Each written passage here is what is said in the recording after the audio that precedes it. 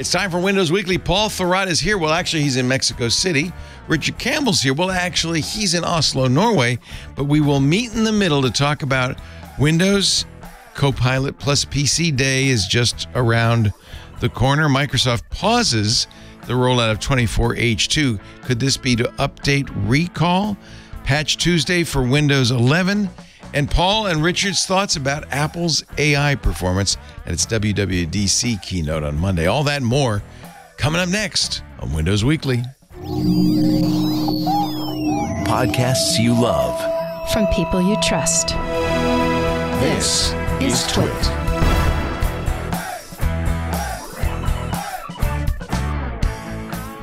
This is Windows Weekly with Paul Thurrott and Richard Campbell, episode 885. Recorded Wednesday, June 12th, 2024. Open the Kokomo. It's time for Windows Weekly, you dozers and winners, you. Maybe it makes more sense if I say you winners and dozers use. Get it? Never mind. That's Paul Thurrott on your left. He is the star of Thurrott.com, and he is in Mexico City with a new, beautiful little painting behind you. Yeah, it's great art. Yeah. It's art. But what does it do? There you go. It reflects the beauty of MX. It reflects. Yeah, it reflects. Reflects, period. Richard Campbell's on your right there. He's in Oslo, Norway.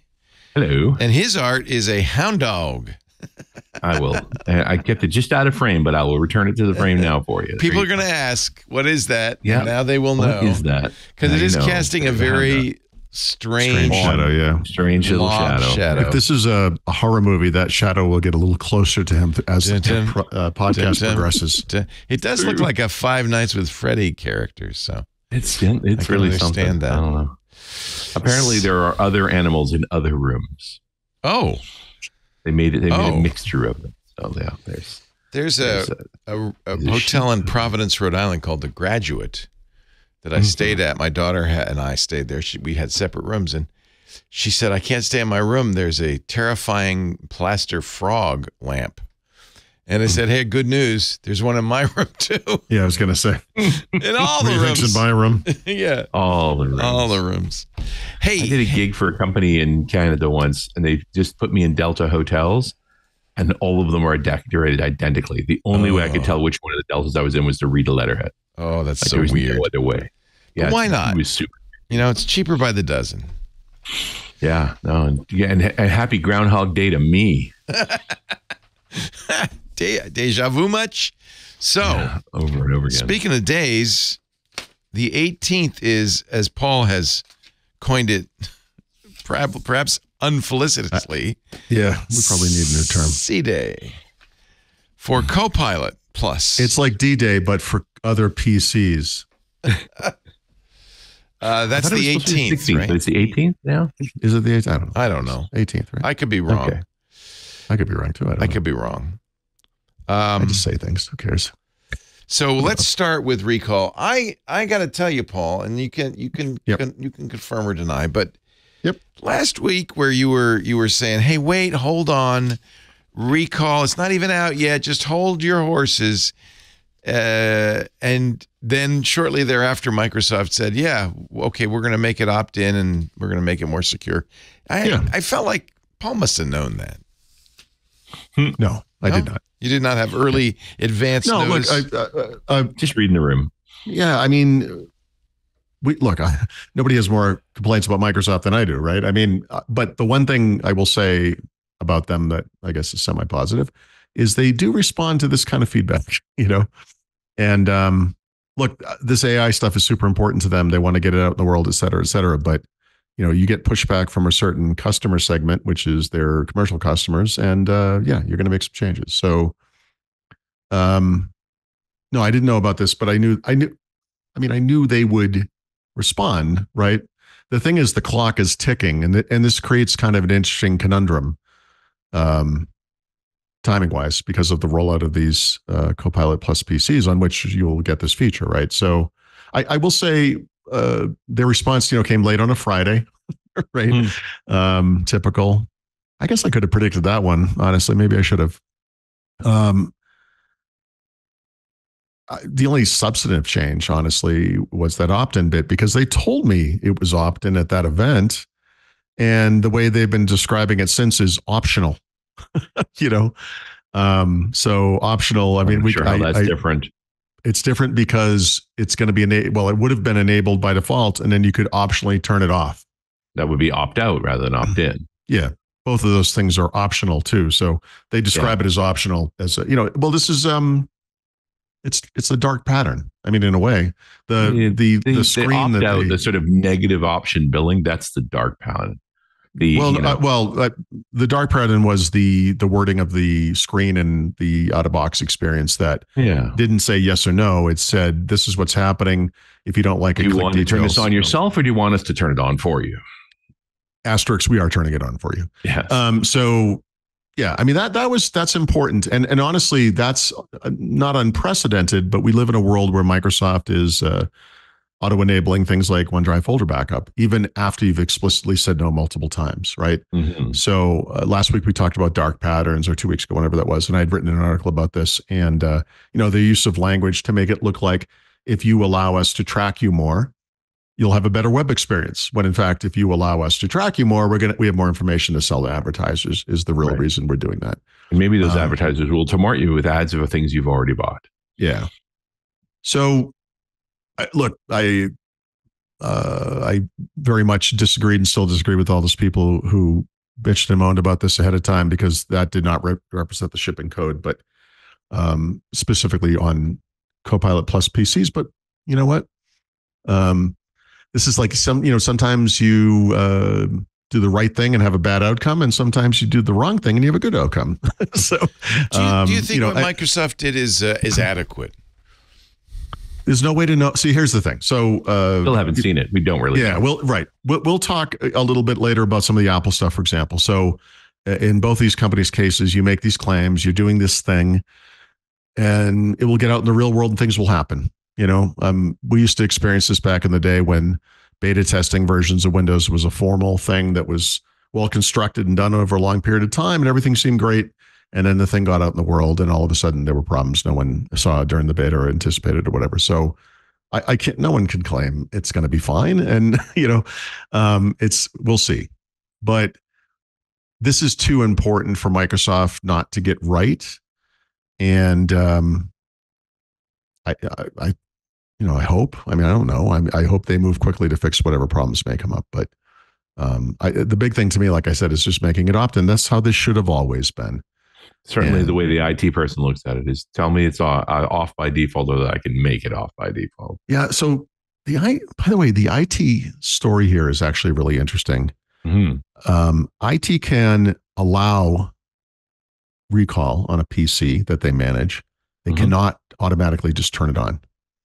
They can just say you can't have it, but it's up to the user. If it is allowed by IT to use it, IT cannot control it after that. It's this, yeah. Even though that's, it's the business's PC, and it's, we can talk about all the legality and whatnot, but it's interesting. Like I said, that it demands Windows Hello is an interest. I mean, that is an interesting barrier. And not just Windows Hello, right? But ESS. Yeah.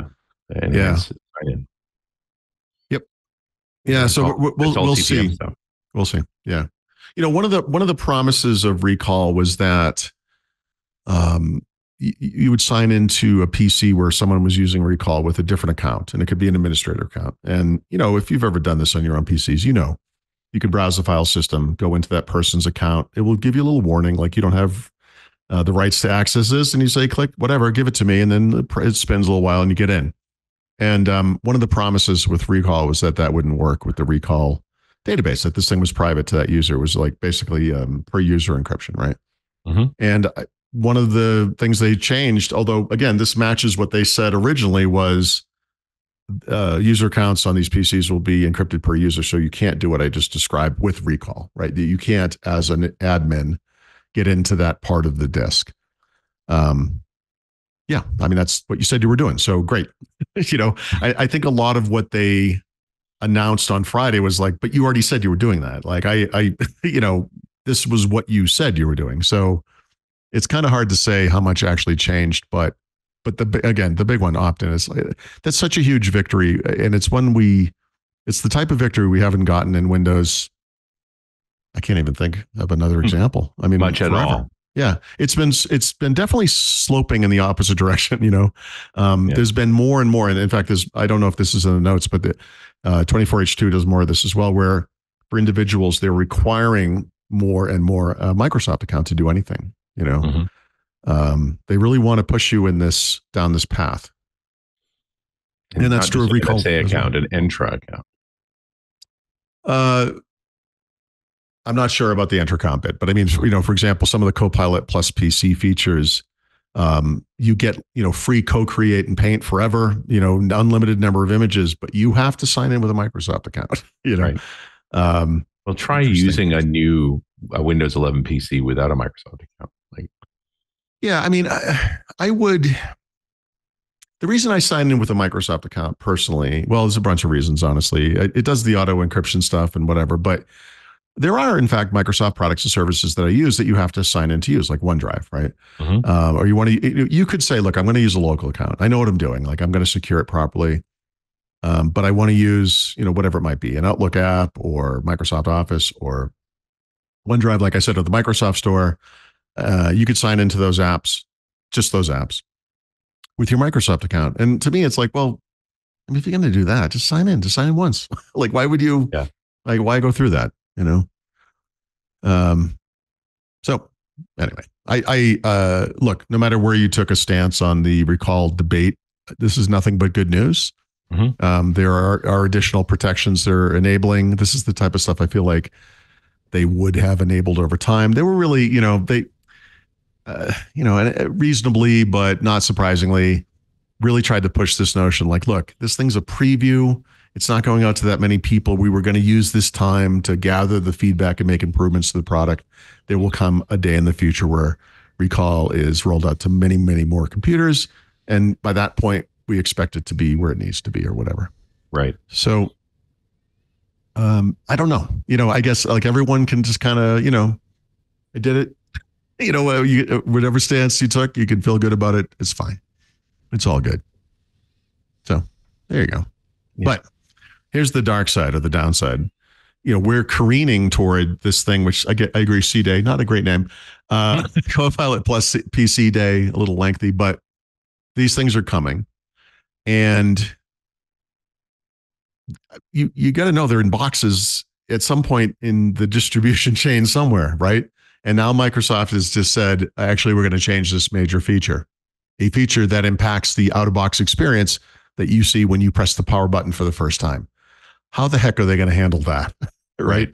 So in the release preview channel, which is part of the Windows Insider program, they have paused the rolling out of I'm going to call it final, for lack of a better term, release of the release preview, of 24H2. Right. If you're on stable, which you can be, right? I had that tip a week or two ago where you can take the latest ISO. You don't have to sign into the Insider program. You just upgrade to that version of Windows. You're unstable or the general availability channel. So every other Tuesday, Patch Tuesday, and also week D for the preview updates, you get whatever the stable update is for that week. This has happened twice since then. Once in it's just general Patch Tuesday, and then once on the week D brought it up to the latest build. But Patch Tuesday was yesterday. And if you pay attention to this kind of thing, you might have noticed there were 23H2 and 22H2 updates, but nothing for 24H2. And it's tied to this, right? Obviously. I'm going to call this an educated guess, is that next Tuesday, we will, if you're on 24H2 on a non-Copilot Plus PC, you're actually going to get a new build of, an update. You'll get that Patch Tuesday update.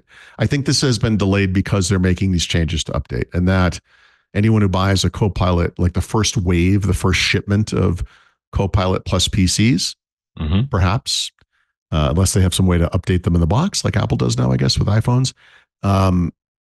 If you've ever done this, and I do this all the time, so I've seen this a million times, you go through a couple of screens, keyboard, language, yes, and then it says, looking for updates. And you're going to get a big update, because what they don't want you to see is that screen where it's not opt-in, and they certainly don't want you to get to the desktop and see the way it was going to be originally. What they want you to see is this updated experience, right? Where it's opt-in, and then when you do opt-in, you get to the proper experience, when you reach the desktop. So that's going to be an interesting thing. I'm looking forward to hearing what that looks like, and also seeing what it looks like, right? And a lot of this, I mean, certainly it's all the Copilot Plus PC stuff initially. Yeah.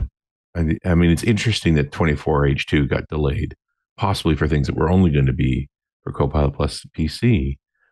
So does that mean it's going to be dark on other Win 11 machines that are also running 24H2? I don't think so. And without, again, all I can say right now for sure is that what we saw yesterday was that anyone who did do as I described did not get a Patch Tuesday update, right? It's not completely unprecedented, but it happens, right? Last week, for example, or 2 weeks ago, I guess, the week D preview update went out a day late, right? Not a big deal, right? But it went out a day late. This one is a big deal. So as to your why, I'm going to guess that, look, they have a build machine of whatever kind. It builds all the different versions. They're building it for all of the architectures at one time. And why ship this thing, now just do the one. They're probably still working on it, right? I mean, maybe it just wasn't ready. So there's no reason to ship what they were going to ship. Plus, who knows? There's probably code in there that I'm sure people like Raphael could look at that thing and say, see, here's the, even though it's not enabled for our PCs, like, that stuff might still be in there to some degree. And they can say, oh yeah, look, they were going to do this, but now they're changing it. Right. They changed their mind. I really think it's kind of embarrassing for them. I think, that's my take, is like they want to ensure that, they're doing the right thing, which is great. It's short time schedule. It's not like this is 6 months in advance. So these things are probably shipping around the world, right? So they're in this position now where they have the system in place. They can update the PC before you do much of anything, right? Before you can sign in. So they're going to do that. So, people are going to buy this thing thinking, okay, I got this fast new computer. It's going to be awesome. It's like, why is it taking so long? Because it's downloading some huge update, right? We'll see. And that's what I figured, is that we'd have a separate channel for this update. I mean, it's on unique hardware even. This is Windows on ARM, for crying out loud. Yeah, I think it's just because it went out. I think that's the issue. They delivered the build to PC makers who put the image on their systems, put them into the channel, and they're like, just kidding. I mean, look, day zero updates are not unique. Frankly, they're very common. But this is a big one, right? Any game you've bought in the past 5 years had a day one. Oh my God, yes. And also, think about it this way: like, if you were concerned, and you should have been about this bit of it, that Copilot would be enabled for someone kind of behind their back or without their knowledge, and then they ship an update. I mean, they'd have to write extra code to accommodate that. It's like, why don't we just ship the regular code and not worry about it? So, in other words, we don't want to misenable it, if you will, on some number of PCs, then have to write code to fix that. We'd rather just ship the right thing one time. Everybody would. Doesn't always work that way. And it's not as urgent, right? Because the updates are pretty painless for everybody, the consumer. This is the silver lining of what they used to call Windows as a service, which is such a ludicrous idea on the face of it. We're going to take this legacy software stack that has literally decades of code of different types and different ages. So many different shades of cruft you've ever seen. And we're going to treat it like it's an online service. We're going to update it all the time. You're like, this is the stupidest idea I've ever heard in my life. And they made plenty of mistakes, lots of problems. Kindles or blue screening windows and all kinds of stuff. But here we are, Terry Myerson announced this 9 years ago. And look, I'm not saying it's perfect, but honestly, you ever updated Mac? I mean, come on, like they actually do a really good job. They did get it there. I mean, they kind of jammed it down our throats, but they have so many avenues for updating Windows now. I mean, we're there. So yes, we have that. They can do what I just described, and it will be okay. And then recall will still break everything, and we can complain about that next week. It's going to be fun. So look at it as an opportunity, not a problem. I mean, I've got to think they're still panicked about whether or not an ARM device can succeed, because it hasn't so far. It's not like they haven't tried before. Well, so we're going to Well, let's talk about that now. So one of the things that's kind of interesting about this whole Windows and ARM thing is that it's never worked, like you said. Microsoft has made various platform improvements over the years. They've gone from 32 to 64 to just 64. The emulation has improved. It was just never good enough, right? But I would say up until right now, the central problem is the hardware just wasn't fast enough. The performance wasn't there, right? And part of that is native and part of it's emulation, whatever. So, Microsoft has indicated in a way they never did before, by the way. I mean, Qualcomm used to always say, hey, this thing will run just as fast as an i5. An i5 from 10 years ago, but an i5, whatever. Microsoft really never talked about that, but now they're like, yeah, no, this thing is, you've never seen anyone hedge their comments. It's always been like, no, this is it. I feel like they're afraid to even mention it. Yeah. This time it's like, no, we did it, or they did it, or someone did it, whatever. It's been done. But we've had rumors over these past several years that maybe Qualcomm has an exclusivity window with Windows and ARM. That this exclusivity window is going to end. I think at one point we thought it was the end of last year. Now we think it might be the end of this year. There are new reports that suggest it could be sometime early next year. But Reuters has published 2 reports recently that kind of confirm some of the rumors we've heard that AMD and NVIDIA and now MediaTek are all going to release chipsets for PCs based on ARM as soon as this window closes. This is so funny because I read the story and I thought, I guess they did confirm that Qualcomm had an exclusivity. I mean, Microsoft and Qualcomm have never confirmed this. No one's ever confirmed it, but they acted as if everybody knows that. The one thing, I mean, I talked to Terry Myerson about this a million years ago, and there are many comments he said about this that kind of stuck with me. One of them was about getting those effing Intel stickers off of laptops. He also said that he didn't care who won. His point with this was to goad Intel into doing the right thing. And there's a nice story there because they never did, but they are now. I think with the Lunar Lake processor family for the first time, they've finally gone down this route where they're making a significant architectural change that could we'll see, rival Qualcomm.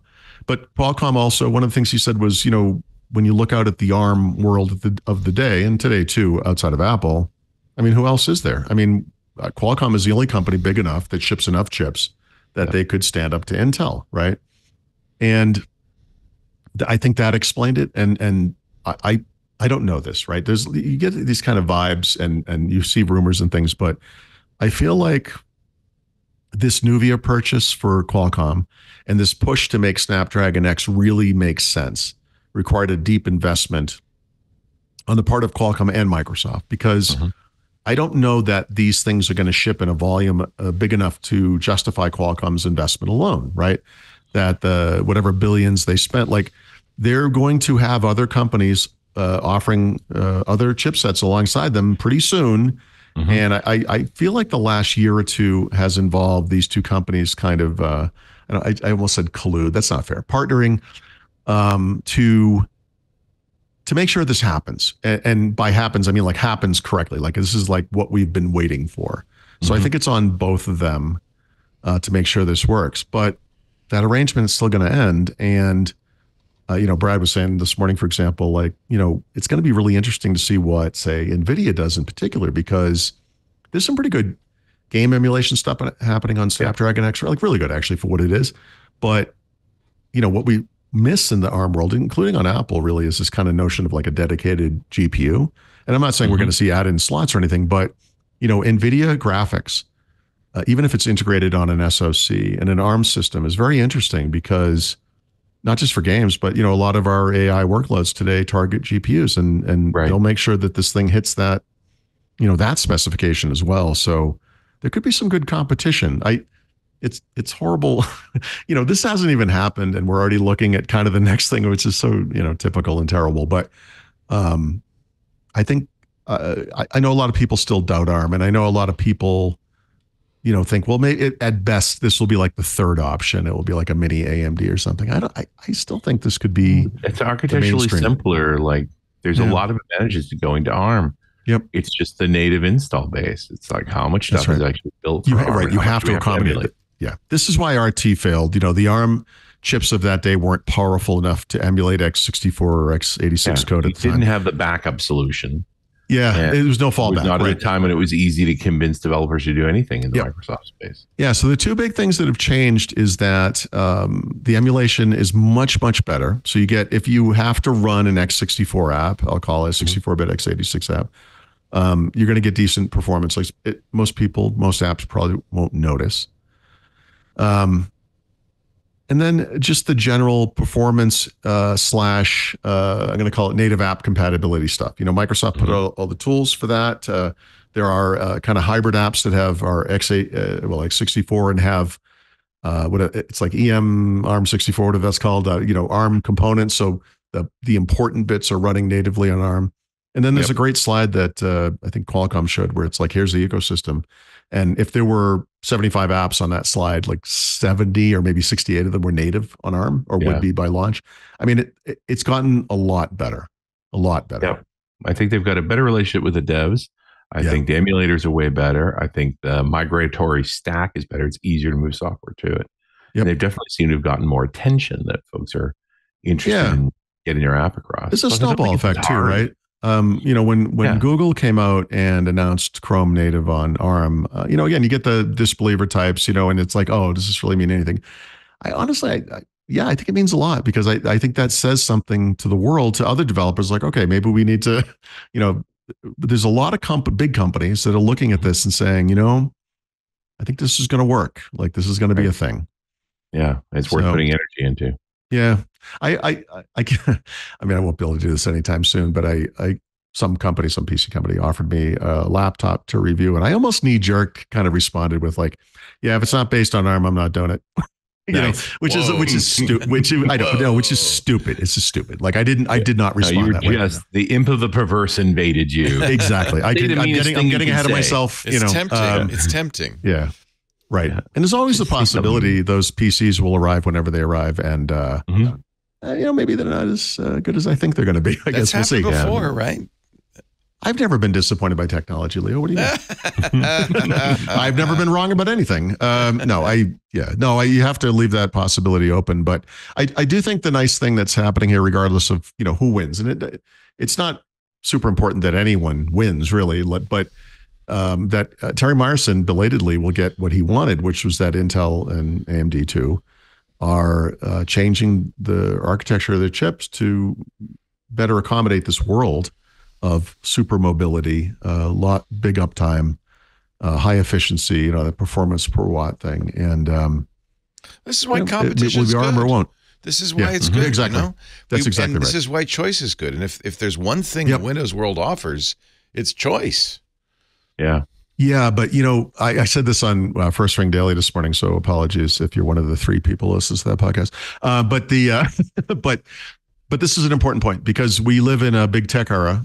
These companies are all abusing monopolies of various kinds, and one of the ways that you can determine a company is a monopoly is when they can behave as a business in a fashion that precludes there being competition. Like you pretend there is no competition, even though there's competition out there.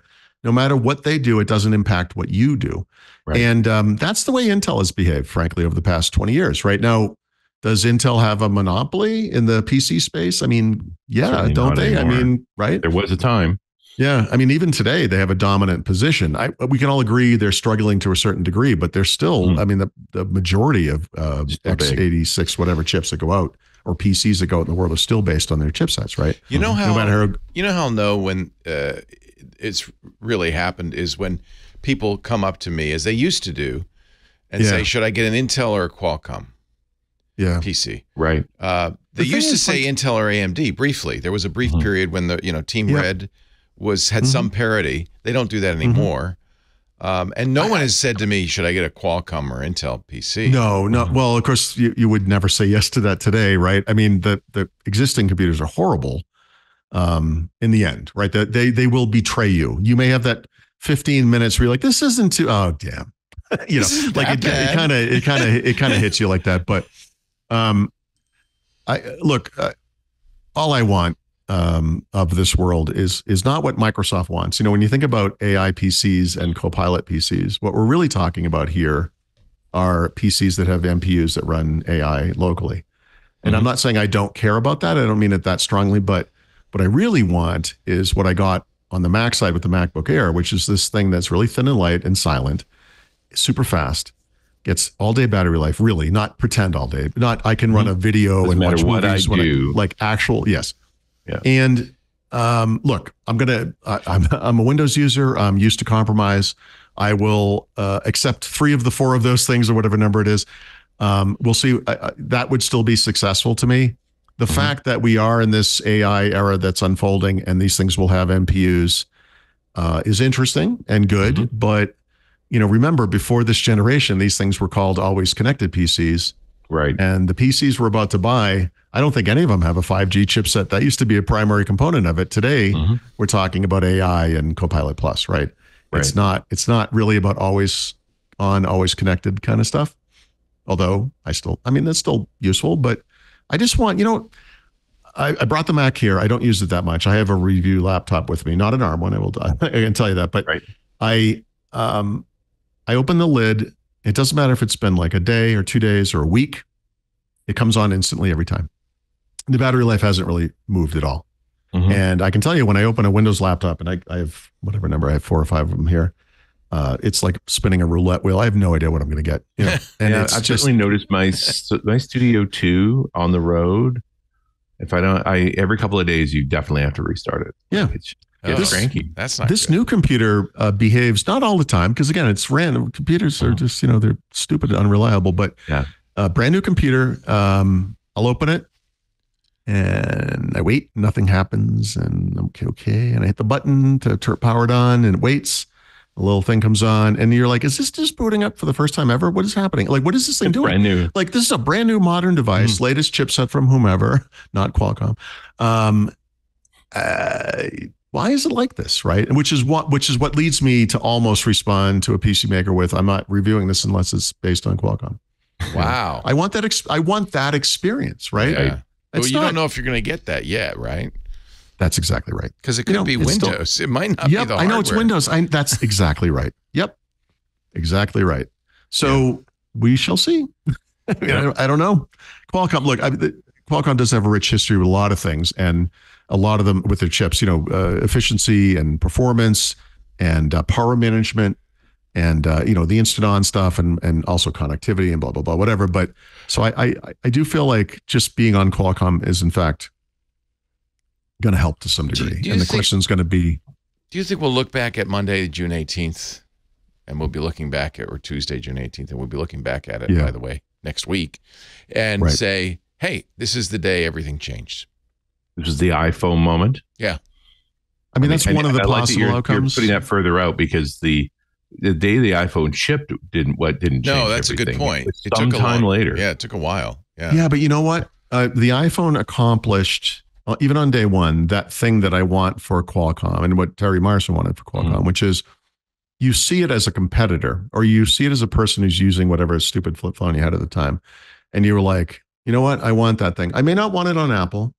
I may want it on my own thing. And eventually it comes to Android, whatever, but then eventually it's just Android. But, in the end, that model did win, right? Yeah. It's possible that the Snapdragon X computers will be like the first IBM PC, where at the time it seems great, but then over time you realize this is in fact like an 8/16-bit system with horrible memory, segmented memory limitations. And it does take a few generations to get it to where it needed to be. But even in the beginning, you could see like this was going to be the platform, right? Even though the first one we might look back and say, that one wasn't that well. good. And you bring up a great question, which is when is the next rev of chips? Yep. So are they going to be TikTok? Are we going to see them in a year? Years? So ARM holding, right? A couple things about this company. One, let's not forget they have a lawsuit against Qualcomm for their Nuvia acquisition, right? And the short version of that story is that Qualcomm acquired Nuvia. ARM went to them and said, well, Nuvia has their license agreement. You have yours. You're using their chips. You're going to pay both. And Qualcomm was like, yeah, no, we're not. And now they're in court and we'll see what happens. Both of them have pretty good stances on why they made their decisions. But, and I sort of see both sides of it. I think Qualcomm's argument bases on, look, we have all kinds of patents and they cover this stuff. So we're in the clear, and we'll see. We'll see. Well, and self-immolation by mutual patent lawsuit is a good way to earn money. The only thing better than two giant tech companies who hate each other fighting is two giant tech companies who are partners fighting each other, right? Yes. So like, it's the only thing that's better. It's like watching War of the Roses. Like your marriage is dissolving. Yeah. Purse fight with patent cubes. ARM would be screwed without Qualcomm, and the reverse is also true, right? Absolutely. Yep. So it's Very beautiful. It's perfect. Just the moments where you both could be making a lot of money, you really want to start mack each other around. Is that a good idea? Exactly right. I mean, I feel like if Qualcomm threw them a 20% something, they'd probably be fine. Who knows? We'll see what happens there. But but ARM has also said on record many times now, there will be more ARM computers from other companies in the future. And they also said something that was very clearly a dig at Qualcomm because it was part of an article, I think it might have been in Reuters actually, but it was part of an article somewhere where they were talking about this lawsuit. And, whoever the interviewer was asked them, blah, blah, blah, whatever. And the guy said, listen, this first generation is fine, but the second gen is going to blow this out of the water. And they were very clearly referring to not the second gen Snapdragon X, but rather the NVIDIA competitors' ARM chipsets. And it was like, okay. It's like, so it was just like a little like, Well, it makes you wonder if they aren't already quietly in beta. They're literally they got to be, right? Whatever constraint there may be to say, okay, let's announce it. Let's go. Yep. Like if there's an exclusivity of some kind, the day it ends, they're ready to ship hardware. We don't know what the end date is, right? Sometime next year, according to Reuters, right? We don't know. The way they worded it, it was either the end of 2024 or sometime early in 2025. But the way they said it was that either the chips or PCs based on the chips would be in market by the end of next year. Interesting. Yep. Well, I just want to say I have a PC. I'm very happy with it. This portion of Windows Weekly is brought to you by HP and Intel and my new HP EliteBook 1040 G11. I love this baby. It is beautiful. Here, let me disconnect it so you can see it in all its glory. I particularly like the OLED screen. I've mentioned that before. But it's light, it's thin, incredible battery life. It's HP's first commercial AI PC with an Intel Core Ultra processor. Sorry, I don't mean to hide you, Paul. I would like to see the computer too. Yeah, take a look at it, Paul. Look up. Come on, look close. Look close. Back of it. You're behind the stage, buddy. Designed with AI acceleration. Yes, it has the Copilot key to empower your workforce, deliver exceptional performance, battery life, and world-class security. It's everything you want your employees to have. And I got to tell you, it's everything your employees want to have too. With the HP EliteBook 1040 G11, you're going to get SmartSense. I got it running right here. There's the SmartSense icon. What is this doing? As I'm using the PC, it's monitoring it. It's keeping an eye on the load. It's keeping an eye on the vitals, making automatic adjustments to energy hogging resources. It's how you get exceptional battery life. According to HP, up to 29 hours of battery life. Now, I haven't tested that, but I have to say I don't plug it in very often. I often run it on battery for hours at a time.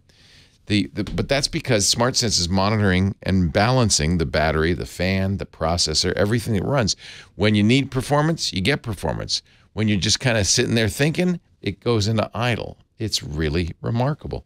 And it allows your focus to remain on your work, bringing your biggest ideas to life. The sound on this, fantastic. They acquired, as you know, Poly Studio some time ago. They now have Poly AI-driven audio.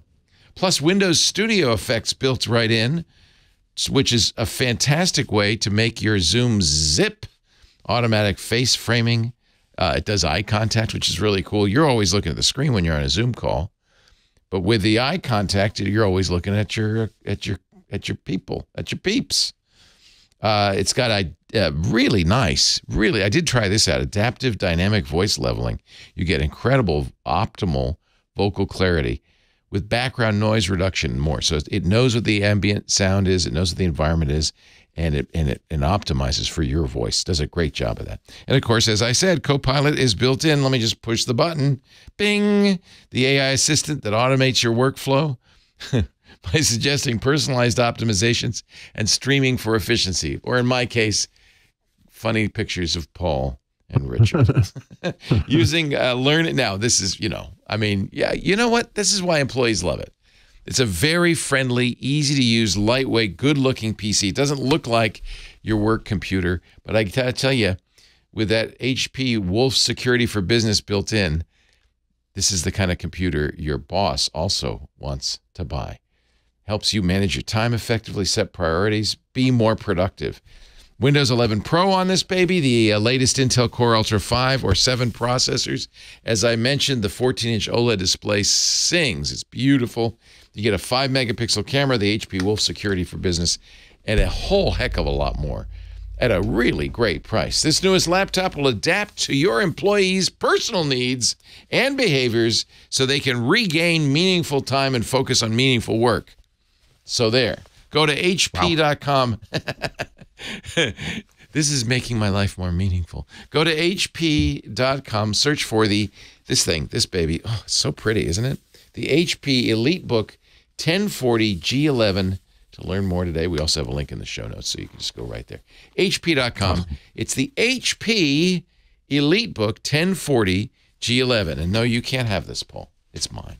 I do have something very much like it. I think I mentioned. You told me that. The Firefly. Yeah. Yeah, the Firefly, which is kind of their pseudo workstation version, but it has the best keyboard I've ever used in my life. I think we're in agreement. HP, which for a while I had a hard time recommending because they just did, but in the last, I don't know, maybe it's when they split their off. Commercial PC like EliteBook and Firefly are just love my fantastic. EliteBooks, and this is not the first I've had.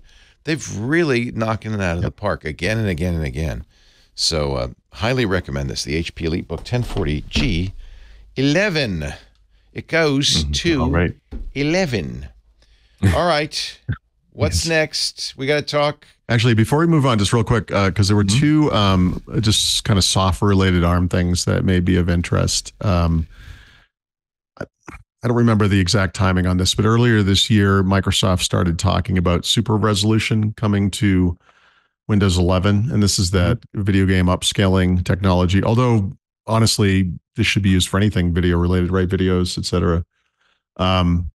Since then, they've announced something called AutoSR, and there's been some confusion over that. So they published a blog post kind of explaining this, but part of the kind of package of technologies that makes game emulation work on Snapdragon is this notion of we're going to run the game at a lower resolution to give you higher frame rates, but we're also going to bump up the quality using AI, right? Running off the NPU. And that technology, that's AutoSR. So the super resolution feature that's coming to everyone in Windows is called DirectSR, right? In keeping with their DirectX family of technologies. It's a way to eliminate the need, although, we'll see how this goes, but the proprietary super resolution solutions we see in the world today from NVIDIA and AMD, especially, but also apparently from Intel. By providing, and this is what we talk about this a lot, Windows kind of brings in these things that are separate out in the world. And look, we're just going to make this a common thing, and it can write to those APIs under the covers or whatever. The user doesn't have to worry about it. Like, you don't have to install extra stuff, whatever. Right. So DirectSR is opt-in from a developer standpoint. So in other words, you're a game maker, you have to choose to do this, and so the game maker is involved. It's not just the consumer. That's exactly right. Saying use it. Yeah, it's not happening without their has to be implemented. Yep. AutoSR is automatic and does not involve the game maker. So yeah, that is interesting. Like a lot of things with these Copilot Plus PCs, it's very limited in the beginning. There are only 11 game titles at launch that will explicitly be upscaled, if you will, with AutoSR. One of them, incidentally, is called Control, and that's one of the 3 games they showed off to me and others in the press, right, a month or 2 ago. But Resident Evil 2, the remake, Resident Evil 3, the remake, Borderlands 3 is one. But there's actually a website called Windows on ARM Ready Software. It's not a Microsoft site, but they work with these guys and link to it. So it's worksonwoa.com. Presumably they'll have apps later, but right now they just have games. So if you go to that site /games, you'll see their list of games. And there's hundreds and hundreds of them. Some of them are automatic with AutoSR. Some of them just work perfectly. And you as the user can say, I'm going to do this thing and it's going to work fine, right? You kind of opt into AutoSR, I guess, if that makes sense. I'm sure I haven't gone through the whole list, but I'll click on a random page and see if I can find one.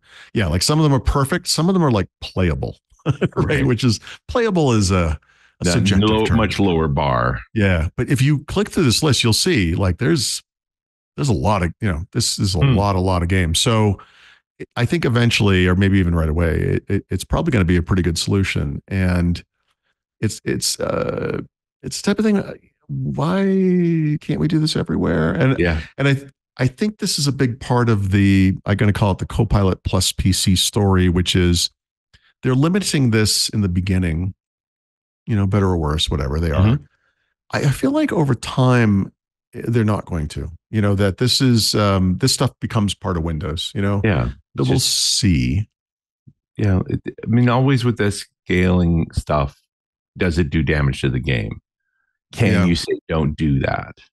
There are little graphical things, and the Microsoft post about this talks about that. You'll see little things here and there maybe where it's not as good, and that's why it's not kind of certified or whatever.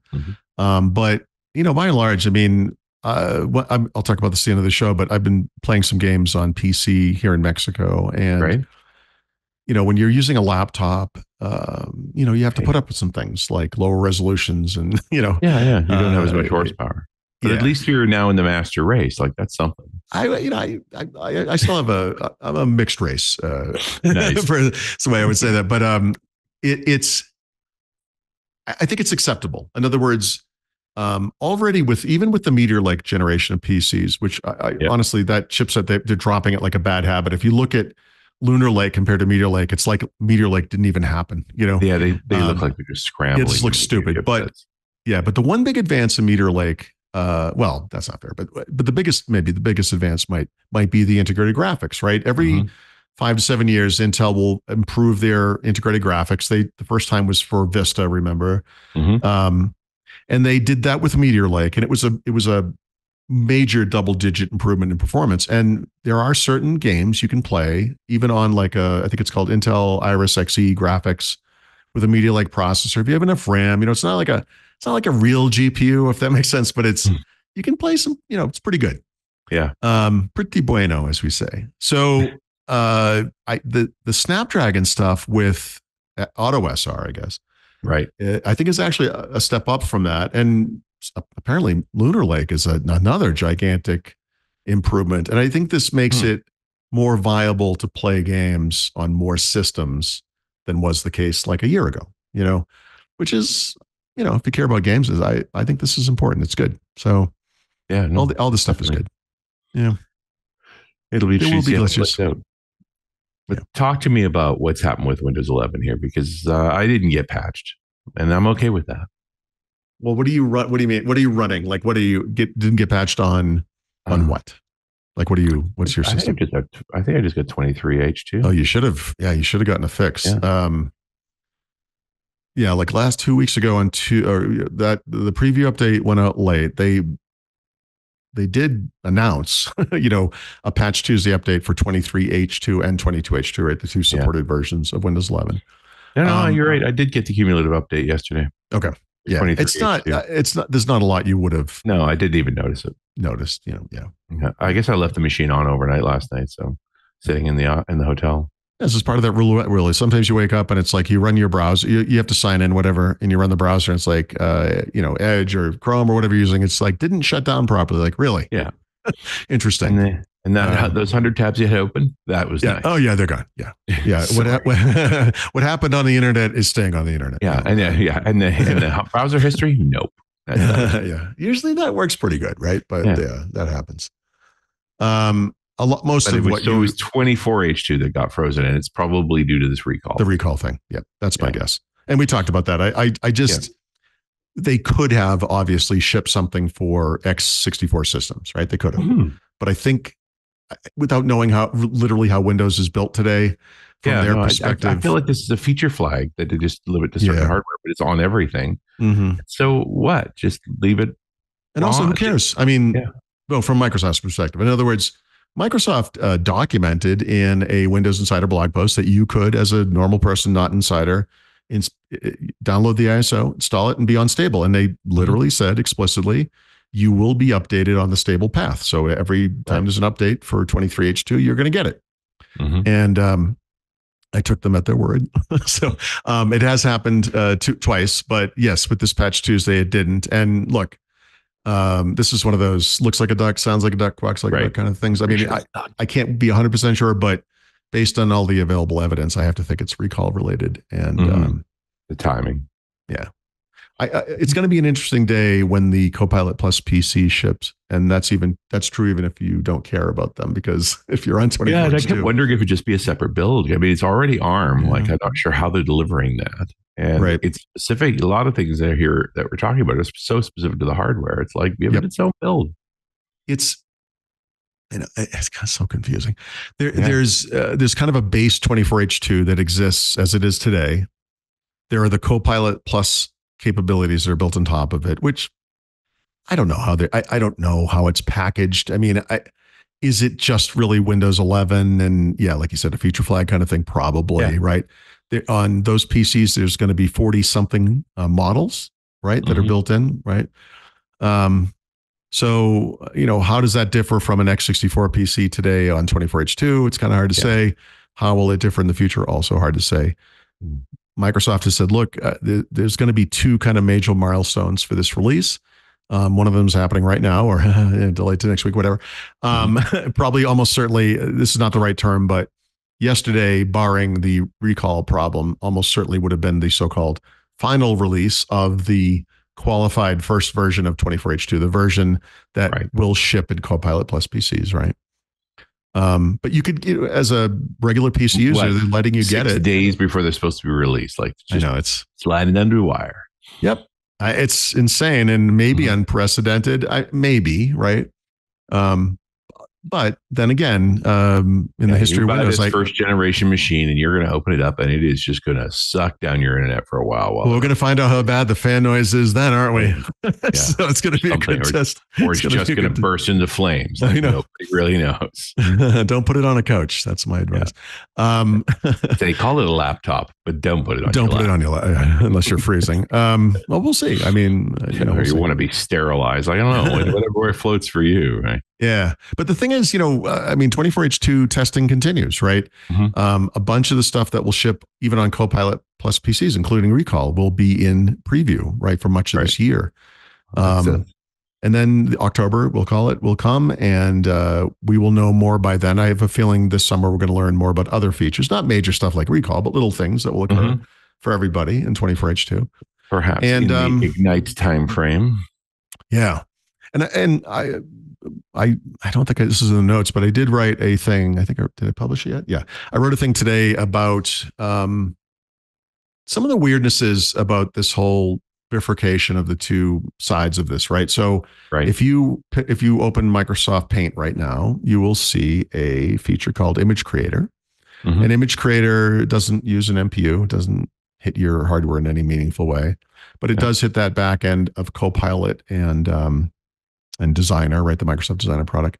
And it allows you to, do what you would think it does. It creates images, right? So it's like you can do it from within Paint. If you are running this Paint application, in the near future on a Copilot Plus PC, you'll see another icon next to it called Co-Creator. And you might think, wait, these are the two of the same things. But Co-Creator is like Image Creator in that you're using prompts, or in this case, also you can finger paint on the screen. Right. Or use your mouse, obviously. It may do a roughen and then have the tool generate it up. And if you're familiar with Copilot, like if you really use Copilot, and I think most people don't, but you know that there's a prompt and you ask questions and it does things, or you say something, create this thing for me and it does it. And there's a conversational aspect to it, right? But there's also this feature called Notepad, and Notepad is a way to have more complex and longer prompts, and you edit it in real time. You interact with Copilot, and over time, it doesn't publish like results. You kind of work on it together over time until you have the thing that you want. In other words, like with Copilot, you would typically say, make me a picture that looks like this. You're like, no, that's not it. Okay, make me a picture that looks like this, but here are a few more details. No, that's not it. And you kind of go through those iterations. With Notebook, you you actually go back and forth until it's what you want. And then you can save that prompt. It's saved into your history. It's part of your account and all that kind of stuff. And maybe it's some kind of an automation or whatever. So because, there's been Jupyter notebooks, which are famous for and being able to execute and code in place and keep everything. Yeah, so that you right. Have it's playbooks of execution. It's the Copilot version of that. Maybe that's a good comparison. Yeah. Co-creator is a little bit like that. Like it's iterative. You don't, with image creator, you say, make me this picture. And then it goes, and you wait and then you're like, okay, no, that's not it. But with co-creator, you can keep editing it, and you have sliders where you can kind of say, make this more realistic or less realistic, or use this style. Make these people kind of more an ongoing. goth, and you just push the slider up. Yeah, this is a goth. Their eyes are completely blacked out. Yeah. I would like it to be an emoji, a goth emoji of a. Anyway, we just goth emoji. I think that's there. Yeah. For people like me, this is a new special kind of hell because it's already bad enough in Windows 11. I have to qualify everything. It's like when you click this button, flowchart starts. You may see this. You may see this. Oh, you may see this, and now it's going to be like you run Paint and you may see some buttons. You may not, it's kind of weird, but Paint also, or rather Co-Creator has, like, I think I said this earlier. You have to sign into a Microsoft account. Right. People might have wondered why sometime in the past 6 months, Microsoft added a sign into Paint. I don't know if you noticed this. You run the Paint, you see a little profile picture up in the corner. And the reason is, some people might sign in with a different kind of account, including an Enter ID account, by the way. Mm-hmm. And this feature that I just described requires a Microsoft account. So they're going to force you to sign in the app if you didn't sign in Windows, right? Wow. That's one of the, now for signing over your soul to Microsoft, you'll get endless advertising for the rest of your life for free. So that's nice. Features no, I don't know. Don't want. No, but what you're getting is the ability to run, because this thing is, some of it runs on the MPU, but of course, some of it has to go to the cloud. Right. The MPU doesn't know what a turtle looks like necessarily. Actually, maybe it does, but it doesn't have all the information, right? It's a lot like what Apple announced, where we'll do as much as we can on the MPU, but sometimes we're going to have to hit the cloud. So it's really kind of a hybrid thing. And this speaks to that question, we had, I don't know, 6 months ago, whenever it was, where Microsoft has this list of whatever it is, 8 or 10 features in Windows 11 that use AI. Text recognition in the snipping tool, this feature, the image creation feature, whatever. And with one exception, none of it uses an MPU or GPU or anything like that. It doesn't use anything. There's no AI acceleration at all. Right. But they're shifting that, right? This, I think, part of the promise of a hardware accelerated Copilot PC, let's call it an AI PC, is that there's an upsell opportunity there for the industry. They have features that they can promote, which, by the way, leads me to a dark path, which I'll get to in a second.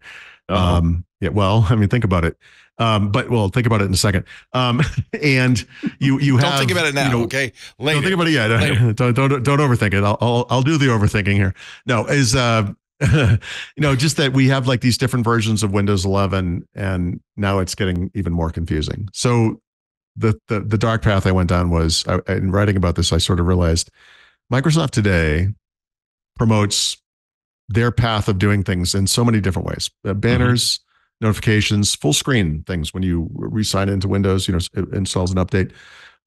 Inside of apps, inside of the settings app, there's all kinds of different ways for this company to reach out to you to try to convince you to do what it wants you to do. Right. Well, I don't off the top of my head remember the full list, but there's a bunch of stuff coming in Copilot Plus PCs, like Recall, like Co-Creator, and a bunch of others. Now, how are they going to tell Windows 11 users they might want to upgrade to a new PC? Right? I'm sorry I put this idea in your head, but think about it. What have they been doing so far? Hey, Windows 10 support's ending next October, buddy. Oh, boy. Might want to start thinking about upgrading. I mean, they've already been using Windows as a billboard. Are they going to do that for Copilot? Why would they Plus stop? PC? Why wouldn't they? Yeah. Right? Hey, buddy, it's time for a new PC. You look like you're ready to upgrade a PC to a new PC. It's going to be like a little clippy guy. With that. Yeah. I'm just saying. I know. You know what would make this whole process so much easier? Windows 12. Yes. Buy a new machine. That's Windows true. 12. But you don't think Copilot Plus PC is enough of a proposition to get you to buy a new PC? Yeah, I agree with Richard in the sense that would make it simpler. Yeah. In other words, if these PCs were running Windows 12, you could say, oh, look, there's the break. Right. Windows 11 has some form of AI. You need new hardware. They tried it with 11 and then backed off. Yep. Why do you think they didn't do this? You're right. It does make sense. Market confused, because then you have 3 supported versions of Windows in the market. But you know what? The truth is, we have Windows 10 22H2, which is on some infinite path. We have 22 and 23H2, which right now are exactly the same thing with a different version of it. I don't believe there's any difference. They get the same cumulative updates. And very soon we will have 24H2 as well. So we already have 4 supported versions of Windows. Then Copilot Plus, which by the way is going to have its own set of upgrade paths, because not just through Windows Update, but through the App Store, through the Microsoft Store rather, and through all their other paths for updating, right? What's the difference? Who cares? So I don't know. The theory has always been that this would be confusing to customers. Obviously, they were going to call this thing Windows 12. Because we're not confused now. If you did I must have equated it. The game, they put the blindfold on you, spin you a circle, and then they have you go off and do something. Except in this case, when you're done spinning, they just punch you in the face. And, just because you're not confused enough already. Yeah. What's the difference? How would that be any more confusing than what I just described with Copilot Plus? Yeah. Right. I mean, it's the same. If anything, it's less confusing because we at least understand Windows versions. Yeah, well, exactly. And the vendors like it. It's new logos. There's so many advantages to doing it this way, right? To just go new Windows, off you go. You are phasing out Windows 10, so it's not like, I mean, you're not that far away. Yeah. If anything, this is actually what cements the October date stick. So I'd have to really think about this. I have a hard time with math, so I won't think about it. But with Windows 10, at least, they froze the version number. So there's only one version of Windows 10, right? Mm-hmm. There will be any second now 3 supported versions of Windows 11, right? Right. And based on support timelines, I mean, maybe this is the maximum 4 versions.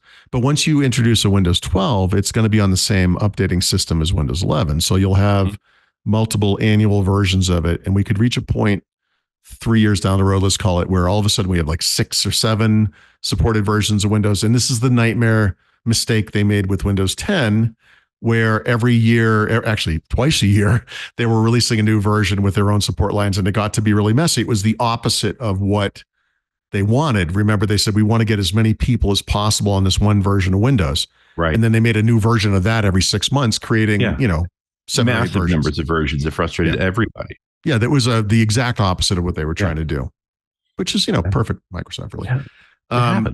Yeah. So I'm not explaining it or excusing it. I'm just guessing that's why. But I agree. Windows 12 might have made more sense. Yeah, but you see them struggling, and this is a solution to that struggle. Well, okay. Do the thing that people expect. See, now I'm thinking through this. So imagine they called this thing Windows 12. Mm-hmm. But you're AMD or Intel, or you're Dell or Lenovo or HP.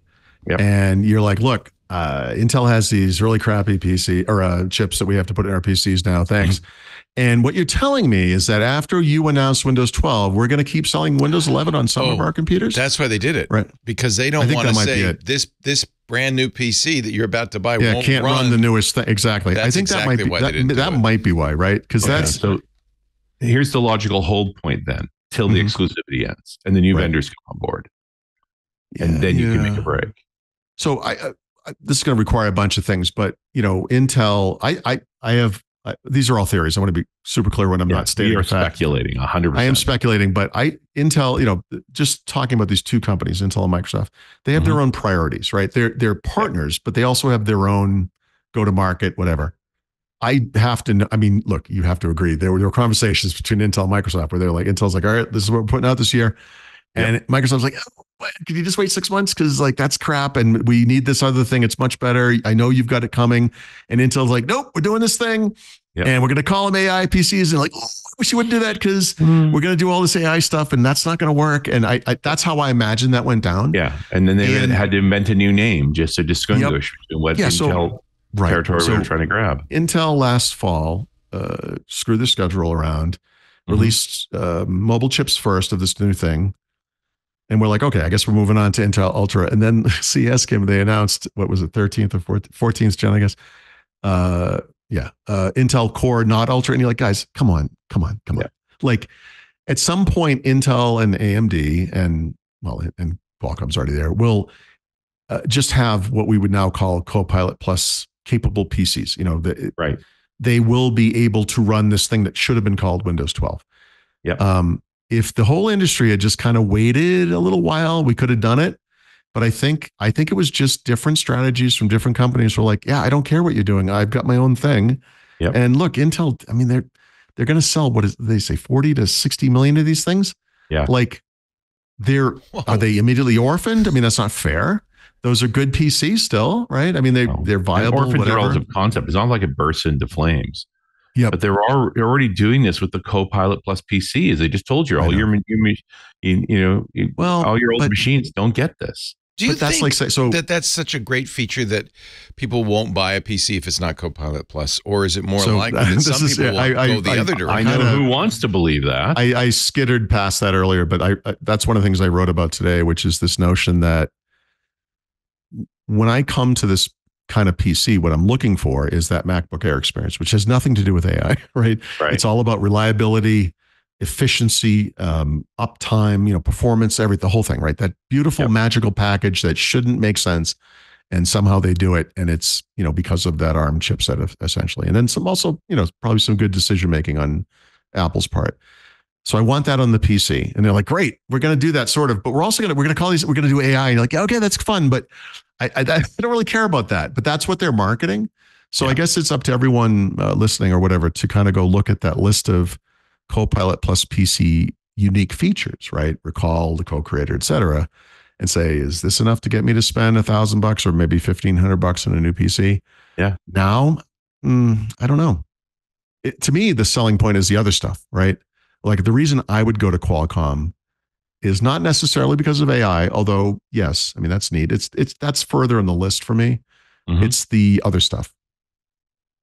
For me, I mean, it might be different for other people, but like I said, go look at the list. Go look up Microsoft Copilot Plus. Go to their website. They list all the features. There aren't that many, by the way. It's like 7 or 8.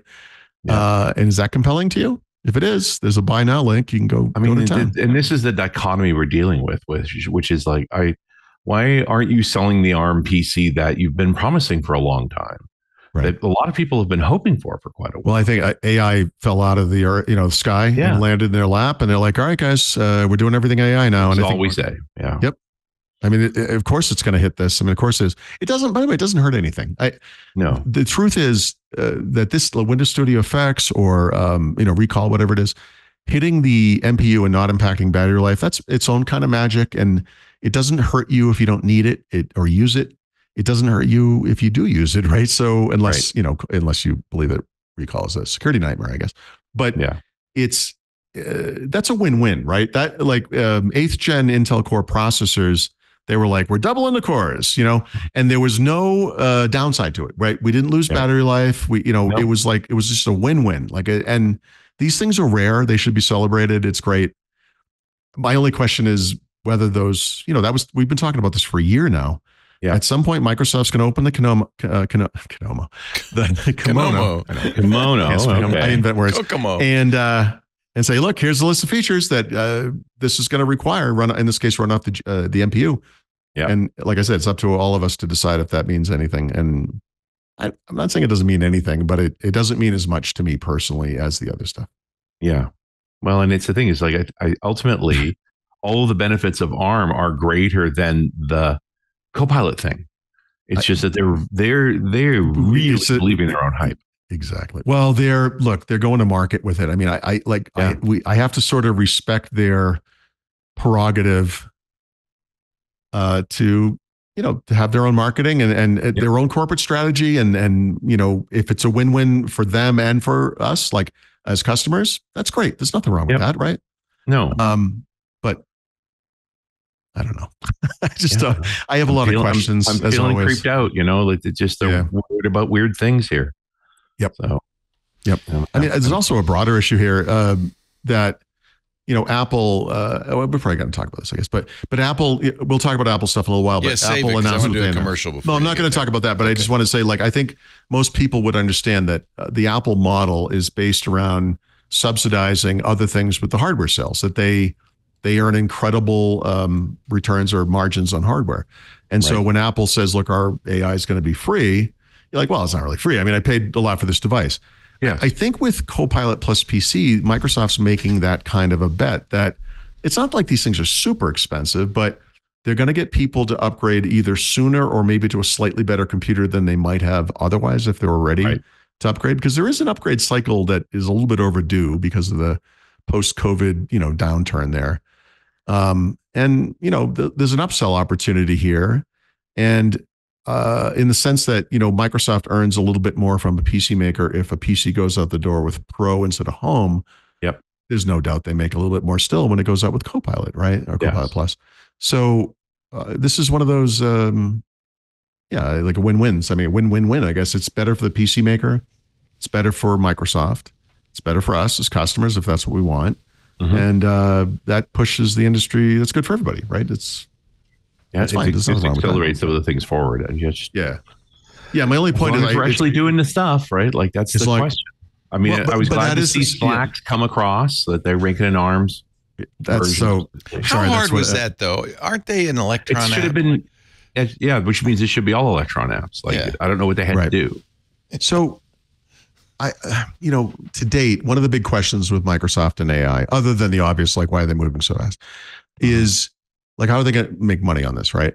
And then they come out with things with Copilot for Microsoft 365 or Copilot Plus, where you're like, okay, they're going to charge us, and it's like kind of expensive. And you're like, but if this stuff is built in to a PC that's a little more expensive, and you only pay for it once and then use it for several years, I don't know if they change things over time, but for right now, they're doing that Apple thing where they're like, look, just buy the more expensive. Well, they're not that much more expensive, but you buy this kind of computer. We make a little bit of money. And I guess for now, we're good with that. Is that going to make sense? Is that a business model that makes sense in the long term? Because is that enough? Yeah. Everyone has AI. I mean, the bigger issue is going to be for companies like Midjourney or whatever, where they're all being squeezed. There's going to be, in the same way that there was a .com boom and then bust, right? There's going to be an AI boom and then bust because a lot of these little companies, or even some big companies maybe, right, that are offering AI for a fee are going to get squeezed up because it's just going to be everywhere. Right. Yeah. Like, why would I pay for Midjourney? I'm not a feature. Midjourney, Microsoft Paint is not as good as Midjourney. I'll just state that as a fact. But is it good enough? Is it good enough for a lot of people? I mean, probably. Is it free in Windows? Yep. Yeah. I mean, so what do you do then? We don't know how this is going to unfold, but we do have a lot of questions, I guess. I have questions. Interesting times. I have many questions. I'm always the guy in the back of there. I'm like, I have a question. Yeah. And everyone's like, oh, come on. When are you going to open the Kokomo? Because the Kokomo, I'm waiting. But I do think it's convoluted, Leo. They are afraid of talking about ARM because it's failed before. Yeah. Yeah, we've been through this before. We've seen this. Yeah, but don't. Yeah. I mean, look, it's easy to be cynical. It's always failed before. Yeah. I mean, what's the definition of insanity? Well, doing the same thing over and over again, right? It does encourage a certain prudence and caution at this point. Well, and if you've got something else to emphasize, you emphasize it, because if it sticks around long enough, the network effect takes over. Right. Then you don't have to worry about it. Machines sell that enough apps migrate and it becomes that righteous circle because they wanted the Copilot Plus. Like, I think that's the belief. Copilot Plus is what's going to get us to enough unit count that more devs will jump on board making ARM-specific implementations. Yeah, yes, but also, if you just put it into Windows, wouldn't that happen immediately? Actually solve the problem immediately. You have so many more seats. It's a tough thing. Yeah, it's a tough thing. Yeah. Well, we talked about the Stevie Batish talk at Build 2024. 11 minutes of wonderfulness. Where he made the case for the MPU essentially, right? Mm-hmm. And I think that's a hurdle for a lot of people, because we all kind of understand that a GPU does what it does and it's great and it can take the load off the CPU. We all kind of get that. And I think the MPU thing I think feels arbitrary to a lot of people. But from his perspective, what his argument is like, no, you don't understand. This is exponentially better. It's not just better performance. It's also almost stupid levels of efficiency compared to the standard CPU, GPU stuff. So I don't know. We'll see. I don't know. There are definitely going to be software-based AI solutions that are probably fine, right? they're probably fine. I don't know the answer to that. It's a great question. I do know very much on my mind is getting that Qualcomm dev machine and trying to run LLMs on it at scale. Exactly. So you pre-ordered it, or you just got on the waiting list? Put on the waiting list for an opportunity to pre-order. Yeah. With know what I'll do with it. I would put it into these particular. But I also, it's going to be interesting to run pick your LLM or your SLM or whatever you want to call it. Like, let's run it off of a gaming PC with an NVIDIA GPU. Let's run it off of a standard Intel Core laptop with kind of a weak NPU. There is a good enough factor or whatever that could take place where when the balancing act is going to be, do I move a smaller model with a slightly more limited set, but it runs easily on this hardware? Like, I would argue the smartphone might actually be the ultimate home for an LLM. Of course. Yes. Right? And that's why the Apple stuff, again, not to jump ahead, but Google's doing this too. Google just put out a Pixel feature drop that adds their Gemini Nano model to the 8 and 8A optionally if you want it. Technically in the phone space, we've been doing this for a while. They just really talk about it. You've had these really specific features like Magic Eraser on Pixel or whatever. And now they're being very explicit about it. Like, look, we're running all these models. We got all this RAM. We got an NPU. All this AI stuff now is carefully labeled because apparently it's good for business to label. This upgrade scenario I just talked about is even bigger and will be, I think, even more real, if you will, realer. In the phone space, because Apple's going to come out in the fall with iPhone 16 with 12 gigabytes of RAM or whatever the number is, way more than they had before, and they had all those AI features they just showed off, and it's like, are their user base going to upgrade? Yeah, I bet they are. So that's going to be very interesting. AI is going to be where you are. I think they're afraid to wait for the Pixel 9 because they're trying to get market share. So the sooner they can get devices in their hands. I don't mean to dump on this one app, but I did pay for it. It's making me mad. I pay for Infinity, Infinity Photo 2. And there's one thing it doesn't do as well as Photoshop Elements even, which is just kind of removing objects. It is very easy in the Adobe world. And I was frustrated with that just yesterday, trying to remove some words from like a part of an image. And I was like, you know what? If I put this on my Pixel and I tapped it in the Photos app, it would go away and then I could save it back. And I didn't end up doing that, but it is frustrating that something like that, just works like instantly and not perfectly, but very well on a phone. And I have this whole rig set up here and it's like, because the thing I'm using doesn't do it.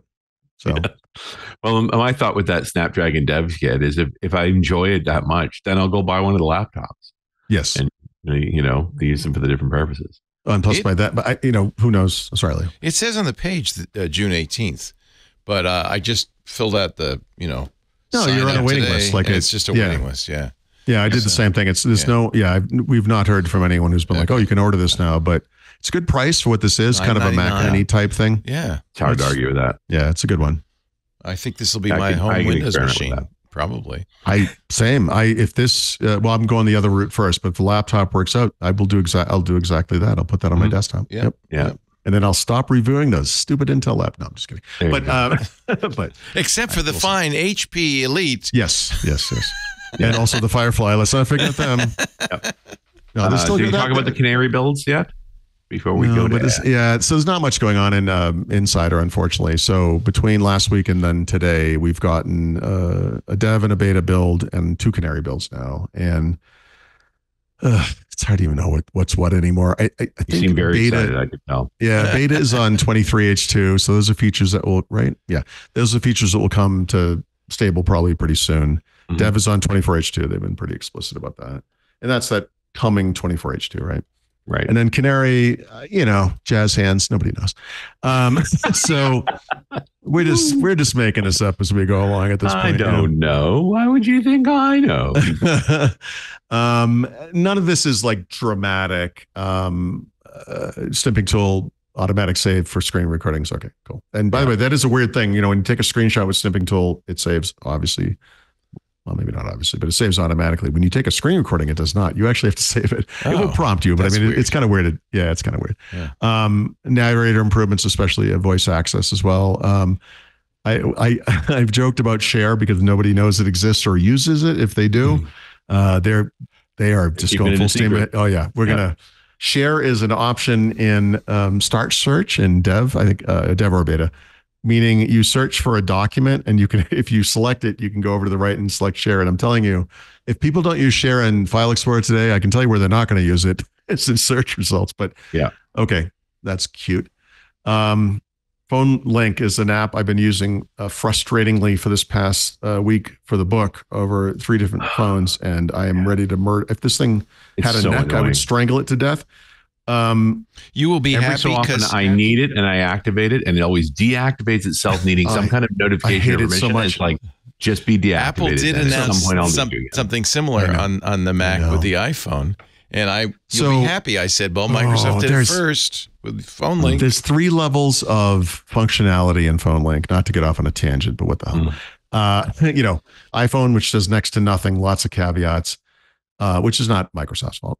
Android, which is pretty full featured. And then Samsung flagship and the right way. But not just Samsung, interestingly, like obviously the Surface Duo gets into this, but there are certain Oppo, OnePlus, I think Honor flagships. The distinction here is those phones have Link to Windows built in as an integrated experience when you buy the phone, whereas on other Android phones, you actually download that app from the Google Play Store. That is a big difference, actually. Yeah. Because in other words, when you go to set it up, is just getting this thing, all the permissions. Well, listen, the hardest thing is documenting the 17 permissions you have to set in Android to get this thing to work correctly, only to have it not work correctly, regardless. Anyone who's using Windows right now can do this. If you use Phone Link, I guess it would make the most sense. But if you go into the settings app, not the Phone Link app, but the settings app, and go to Bluetooth and devices, you'll see a mobile devices interface. And this used to be called Phone, or then I think Phone Link back in the past. That's called Managed Devices now. I think it's devices because there are actually certain Samsung flagship devices that can be used with Phone Link for some reason. And if you click Manage Devices, and if you have devices in that list, you will see that you can enable or disable them. I'm not 100% clear what disabling a phone does, except not make it available in the Phone Link app, I guess. But what you cannot do is remove. So these are phones that are linked to your Microsoft account. What you can't do is unlink it. You can't. That used to be a feature. It's not a feature anymore. When they updated the UI, they dropped a checkbox off. So it's no longer possible to disassociate or delink a phone from your account. Now you might think, I know a little bit about this. I'll go to account.microsoft.com. Let me ruin the surprise for you. I've already done it. Can't do it there either. And interesting. Yeah, there is currently no way to do this. And this is a great example of the kind of lack of detail orientation that Microsoft has. Like where you're like, hey, look how pretty this is. You're like, yeah, but what about this feature? It's like, shut up, look how pretty it is. And, we saw this, Windows 11 is the ultimate example of that, right? Yep.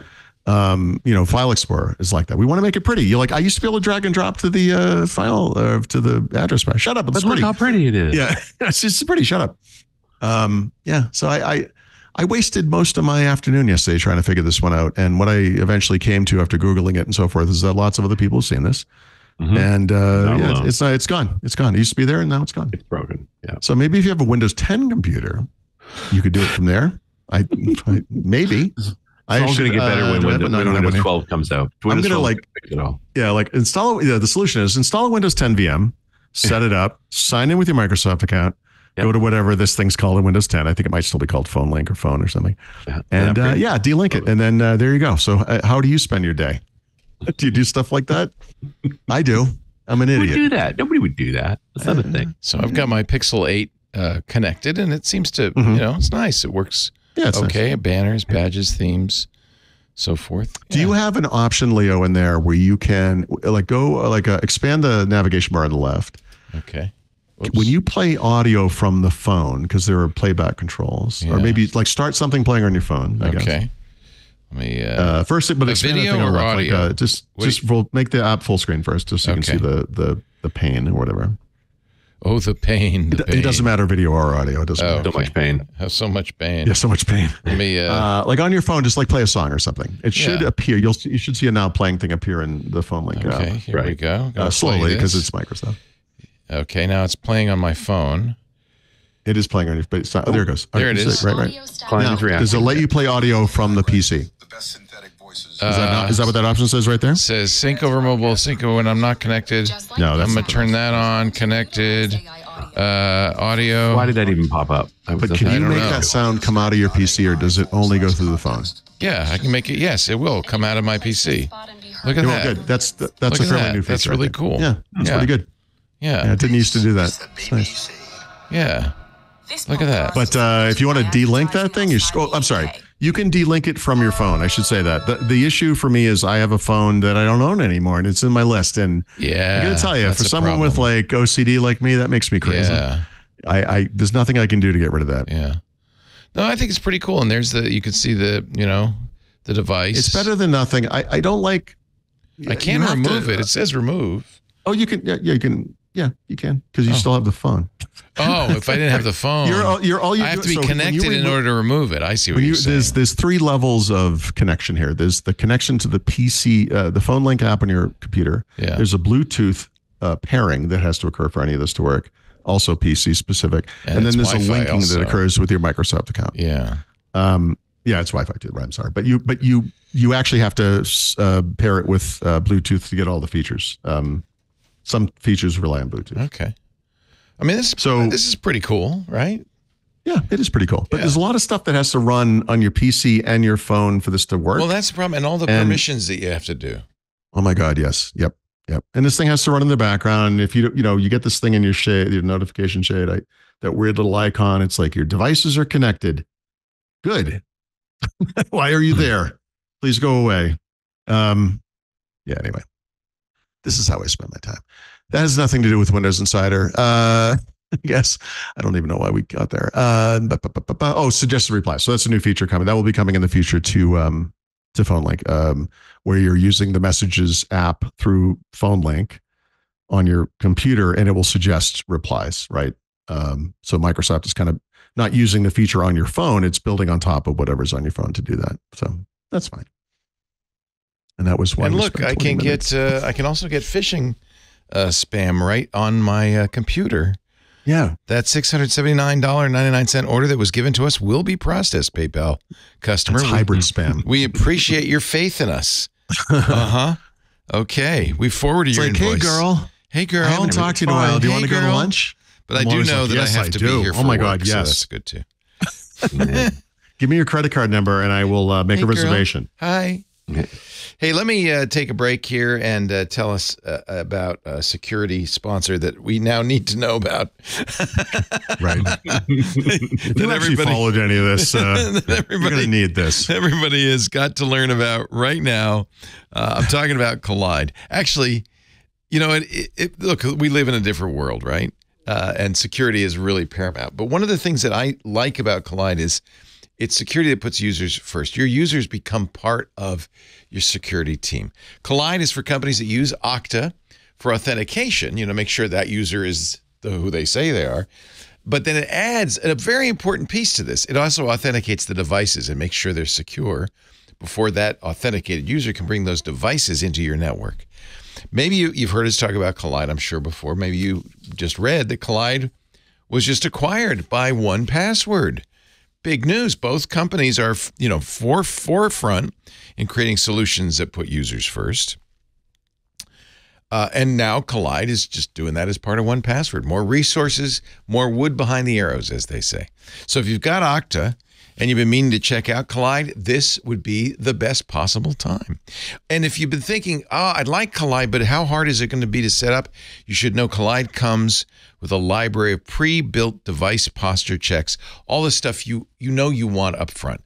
Operating system up to date, browser up to date, phone link turned off or on or whatever. But you can also write your own custom checks for just about anything you can think of. Plus, you can use Collide, and I love this, on devices without MDM.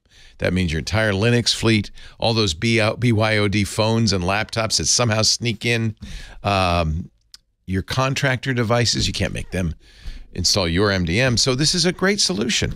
Now that Collide is part of 1Password, this great solution is only going to get better. So if you've been thinking about it, my strong advice, go to the website, collide.com/WW. Watch the demo, learn how it works. I know you'll be impressed. Again, KOLIDE, collide.com/WW. Collide.com/WW. Very big fans of Collide, and we thank them so much for supporting Windows Weekly. Now back to Paul. I almost said Paul and Mary Jo, but I can tell that's not Mary Jo. It's the beard. It's the beard. Yeah. Oh, that's mean. Not to me. Back to Paul and Richard. Let's talk some more. Let's talk about, did you watch the Apple event yesterday? I did. So I'm curious. You must have covered it live, right? Yeah, Leo? of course. Yeah. So what was your takeaway from this? What did you think? The one-liner, the elevator pitch, Apple has Sherlocked AI. They took artificial intelligence and they made it Apple intelligence. Yeah. And they had a very narrow row to hoe here because one of the potential problems is it looked like Apple was just playing catch up. It didn't, Apple had no perceptive. Yeah, the story before this was like they're behind. They're behind. Yeah. So I think Apple did a very good job of saying, no, we're not behind. We've always had this. We were, in fact, among the first to put NPUs in our hardware. We've been giving you AI features all along. Notice they didn't mention AI for the first hour and a half. They just showed you a lot of really cool features. And then they said, and by the way, this is all made possible by Apple Intelligence. Yeah. I think that was very smart. We can compare this. I'm sorry. Actually, sorry. No, it is ChatGPT, right? It is. They did make the deal with OpenAI. Yeah, but it's not the only AI. There's a variety they also of AIs. said they've got their own stuff, but they're going to work with other third parties, including Gemini in the future, right? Here's like a demo that blew me away. They're showing, one of the leaked things was, now they're going to put calculator on an iPad. And it's like, which they made fun of. So they start off and say, see, we've taken calculator, we put it on the iPad. Notice the buttons are bigger. And I'm going, nice job. Then they said, and when you open this secret door, all of a sudden, it's basically a handwritten spreadsheet. And they showed how you can change one number and automatically recalculates the number all in your handwriting. It is mind-boggling. They said when you take notes in your handwriting, we'll clean it up. It cleans up the, And then if you add something, if you generate some text, it'll generate it in your handwriting. That's all AI. It's not ChatGPT. That's on-device Apple AI. It's on-device. This is the type of thing Bill Gates must be rolling in his grave. And I know what I just said. He's not dead. He's not dead yet. Not dead. I'm not dead yet. We know that. Not quite dead. But this was his kind of vision, for handwriting and digital ink as a first. This is what the Newton was supposed to do, right? No, I know, but tablet PC was doing tablet PC, right? Yeah. Apple has what we might call kind of a slow plodding cadence.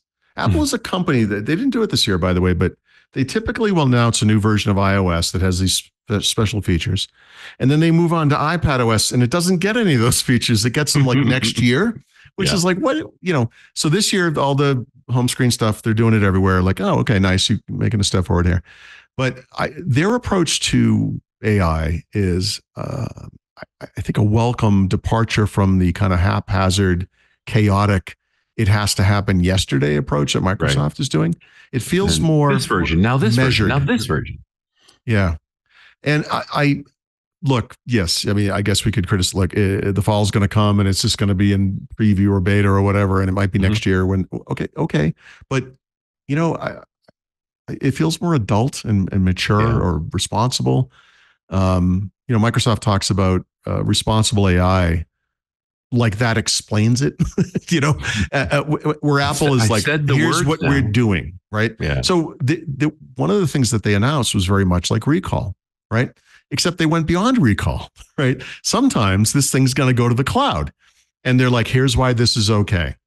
One of the articles I wrote last week after Windows Weekly, but before Microsoft announced what they were doing with recall, was this thing where, Microsoft has to come clean on what they're doing with recall. And a big part of it was I went back and watched that initial announcement. It's 108 minutes. I'm sorry, an hour and 8 minutes long. The recall segment is 7 minutes long.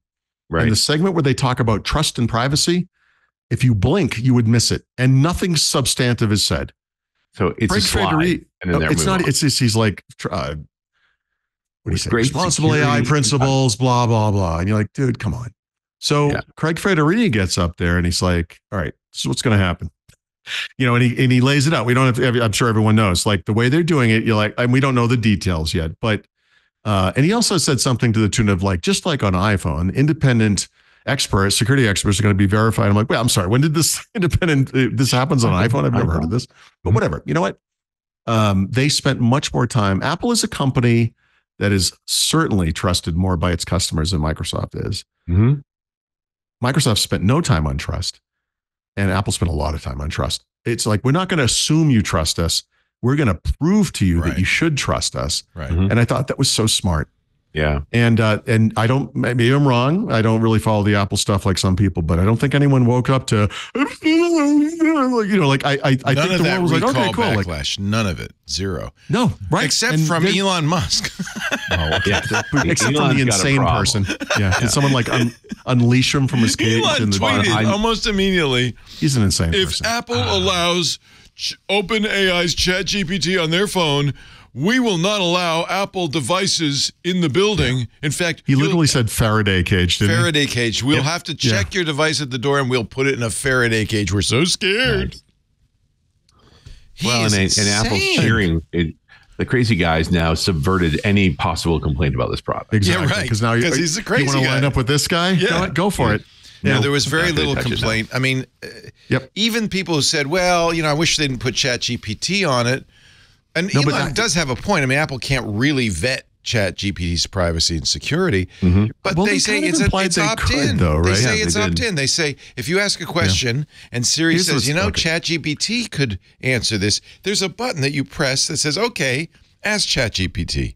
It's opt-in. So this was not in the video presentation to my memory, but if you go and look at the Apple Newsroom, you know, print like the text announcement, where they talk about, it's probably the one for Apple Intelligence. There's a quote from somebody, maybe Tim Cook, and it says, look, the default is everything that goes to ChatGPT is anonymous and temporary. They don't get to train it or use it. They'll never learn anything about you. Exactly. No, this is not how he said it, but the second half of the quote was, I'm going to paraphrase to make it funnier. If you're stupid enough to have an OpenAI account, we'll let you sign in and they'll steal all your information. Like, but if you don't do that, you go through our gateway. Yes. And I'm like, you know what? That's what people want to hear. And by the time this thing actually ships, especially non-beta preview, whatever form, you'll have choices. You'll have choices for the AIs, I bet. So look, you know, obviously as a Microsoft fan, I've had tough moments when it comes to Apple, let's say.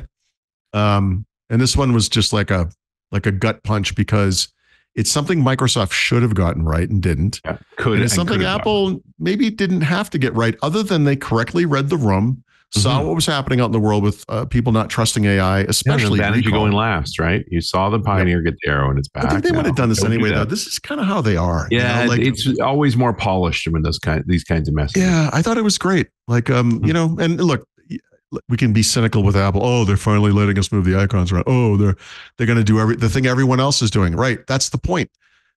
They are going to do it, but they're going to do it in their own special kind of Apple way. Yeah.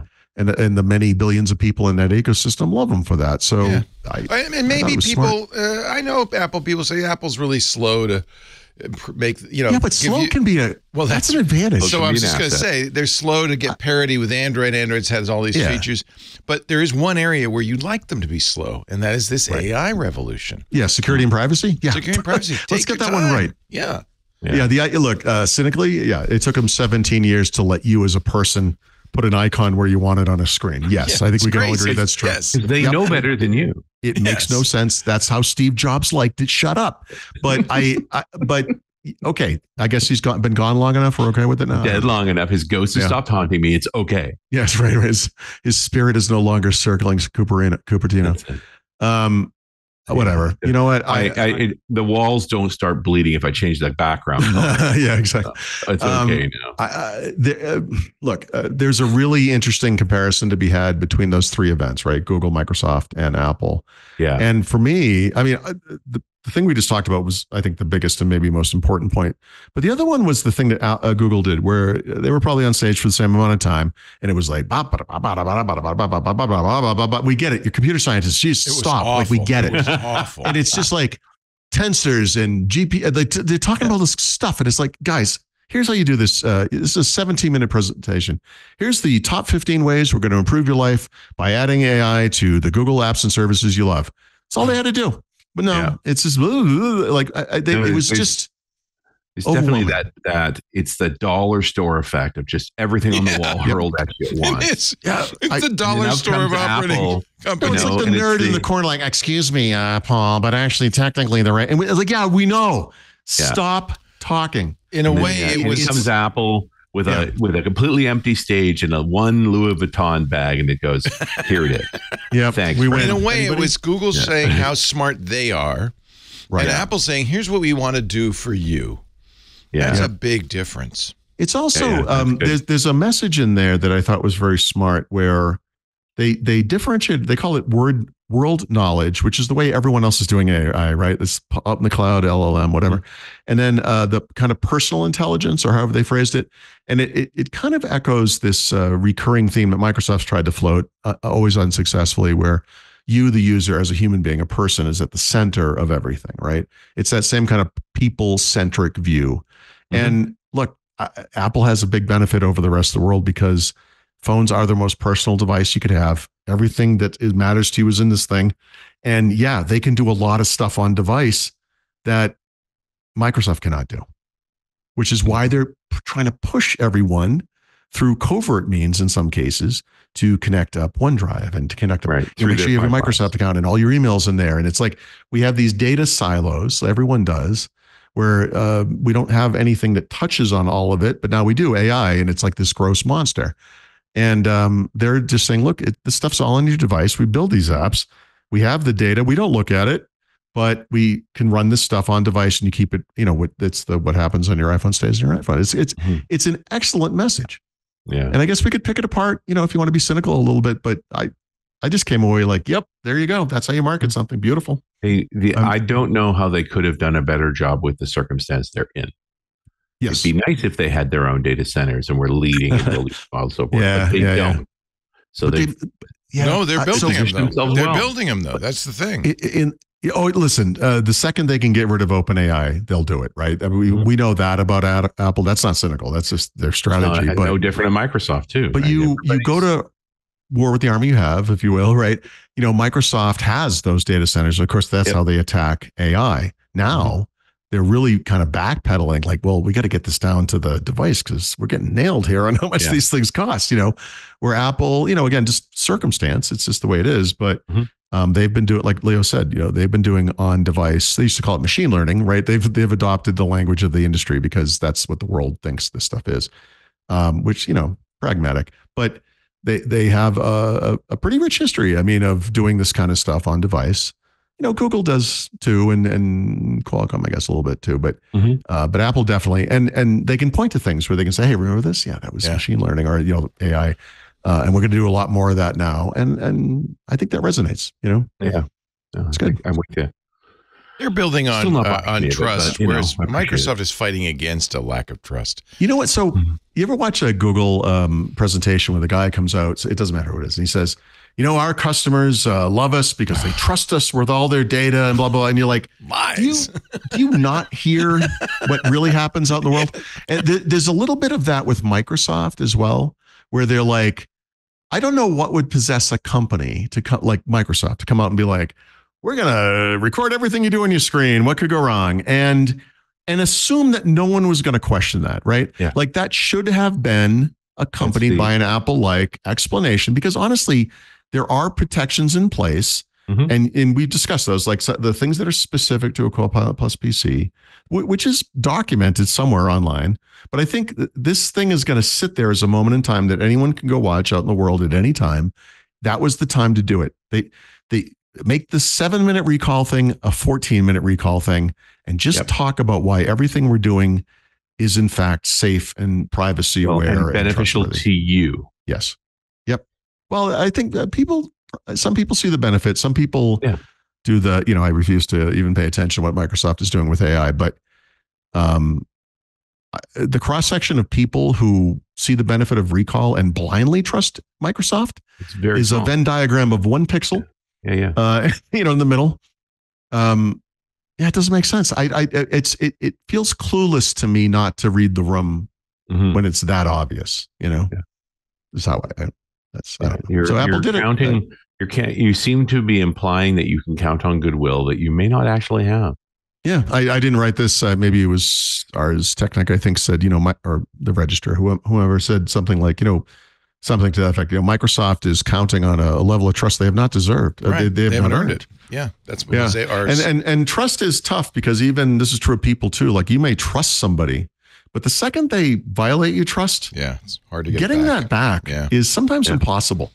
Yeah. And with why would anyone trust Microsoft? I mean, I am going to say though, in a rare moment of fairness, that really rare moment of fairness. That's not fair to you, Leo. I know what you mean, but that's not what you mean. What we are really comparing is merely the marketing departments, because in both cases, this is really about positioning and marketing. Yeah, but come on, Leo. This stuff drives stock price. No, it's the most. But look at Apple's stock price. This is they're the biggest company in the world again. Yeah. So you've got to listen. It is irresponsible at a fiscal level to not do what I described. I mean, that's not just clueless. It is fiduciarily irresponsible. I was looking for that term, fiduciary. Yeah, it's irresponsible from a fiduciary standpoint. Yeah, exactly. Yep. Right. All right. I think. Okay. I'm with you. Speaking of Microsoft can't get anything right weekly. So I don't remember that show. Last year, Microsoft announced and then shipped something called now called Copilot for Microsoft 365. Sometime late in the year, they said, we're going to have a version of this for individuals too. And that thing is called Copilot Plus. They announced it earlier this year. I actually subscribed to it. I pay for this. And it's basically Copilot for Microsoft 365 for individuals, right? Whatever benefits that gives you. One of the things they promised at launch and then delivered later was the ability to build custom GPTs, which is one of those weird AI language things, but custom GPTs in the context of AI or Copilot, it basically means like custom chatbots, right? Chatbots. Right. It's a version of Copilot that is grounded only in a certain knowledge set. The idea is that in doing so, you will make it both more accurate and better performing, right? Because it's working against less data. Leo often uses the example of his my list programming language list. Thank you. Yeah, list BGP, right? The beautiful example of and Emacs. Don't forget that either. Okay, and Emacs, a finite body of work where you should get great accuracy and excellent performance, and it's exactly what you want, right? So, I can't believe Microsoft's killing this. 3 months after announcing it. Well, there's two sides to custom. There's two sides to this, right? So Microsoft supplies custom GPTs in Copilot. I don't think they're limited to Copilot Plus, but one of them is Designer, right? This is the image creator capability, is now a separate GPT. There's different ways to get to it. You can actually, if you select like a creative conversation style, it kind of shifts into that mode. But you can also explicitly say, like, I want recipes and cooking is one, travel advice or travel help. And I think workouts and things like that, right? So you can imagine a future where we probably have hundreds of these things. But the custom GPT thing that I'm talking about, which was limited to paying customers, whether it's Copilot for Microsoft 365 or Copilot Plus, was the ability for you as a user to create your own GPTs. Which is what I was thinking. Yeah, with OpenAI. I want to do that. I can't do what I want to do yet. Obviously, this is coming, or maybe it's available somewhere, but I want to point an AI at my website and say, here's my body of work. Ah, cool. Or at my OneDrive, where I have that same information, and then chat with that. And see, because I know I wrote about this topic, what did I say in the past, and what, et cetera. You can imagine what that's like. Look at Google's Notebook LM, because that's kind of what Notebook, and they're giving that away for free. Yep. Well, I do pay for Google Workspace too. So if it ever went paid, I'm sure I'd get it. But, yeah. Well, maybe not, because it's probably become part of Gemini or whatever. It's work. Yeah. But no matter. But anyway, it never the custom GPT capability in Copilot Plus never did what I wanted it to do. So I didn't do too much with it. But this thing was announced in March. Mm. And they announced they were canceling it yesterday, I think, and they're killing it officially, I believe, in June or July, whatever the time frame is. And and they never really explained why, other than one of those, we're constantly reevaluating how we deliver things to our customers. We've been taking your feedback. Yeah, and okay. But this also, is the twitchy part you were talking about, right? It's like, yep, we make things, we talk about making things, we give them names, we change their names again, and duplicating content or different, the same solutions in different places, and maybe we have too many things named Copilot. Probably not. Maybe. No. Yeah, exactly. So this is the kind of slapdash nature of Microsoft tripping over itself to get AI out into the world and to establish itself as kind of a leader. Not to be a jerk about it, but a part of leadership is making good decisions and doing the right thing for your customers. And right now, 6 months ago, we might have made fun of Apple, but you look at their more measured approach to this stuff and you're like, maybe you could be a little more like that. I'm not saying you have to be exactly like that, but I don't know what this is about. And I'd like to know why. I'd like to know the real reason why. I don't think it's because no one's using it. There's got to be something else going on. OpenAI, which is what this is based on, or ChatGPT, I should say, has a paid, I think it's called ChatGPT Plus or whatever. They have this capability. That's what this is based on. They have many more custom GPTs, and I think they call it a store. Mm-hmm. So this is an ecosystem. It's a thing. Maybe they just want to do their own. I don't know. Maybe they want. It's Microsoft. They probably want. There may be another thing coming right behind it, and they weren't ready to announce it yet, but they are dropping the other one. There is a Conway's Law effect here. The nature of Microsoft's organization, the fact that Satya told all those teams, "Here's the OpenAI APIs. Go. Every product needs one." Right. As a way to stimulate education inside the organization, to get everyone thinking and moving in the same direction. That's kind of strategy never works. This was you now have to clean that mess up, right? Like that's what you're seeing. Yep. I love Ray Ozzie. I will defend him, not to the death. I'm not crazy, but I love him. And but he made one. I'll defend Ray Ozzie up to the vague insult. Up to this point.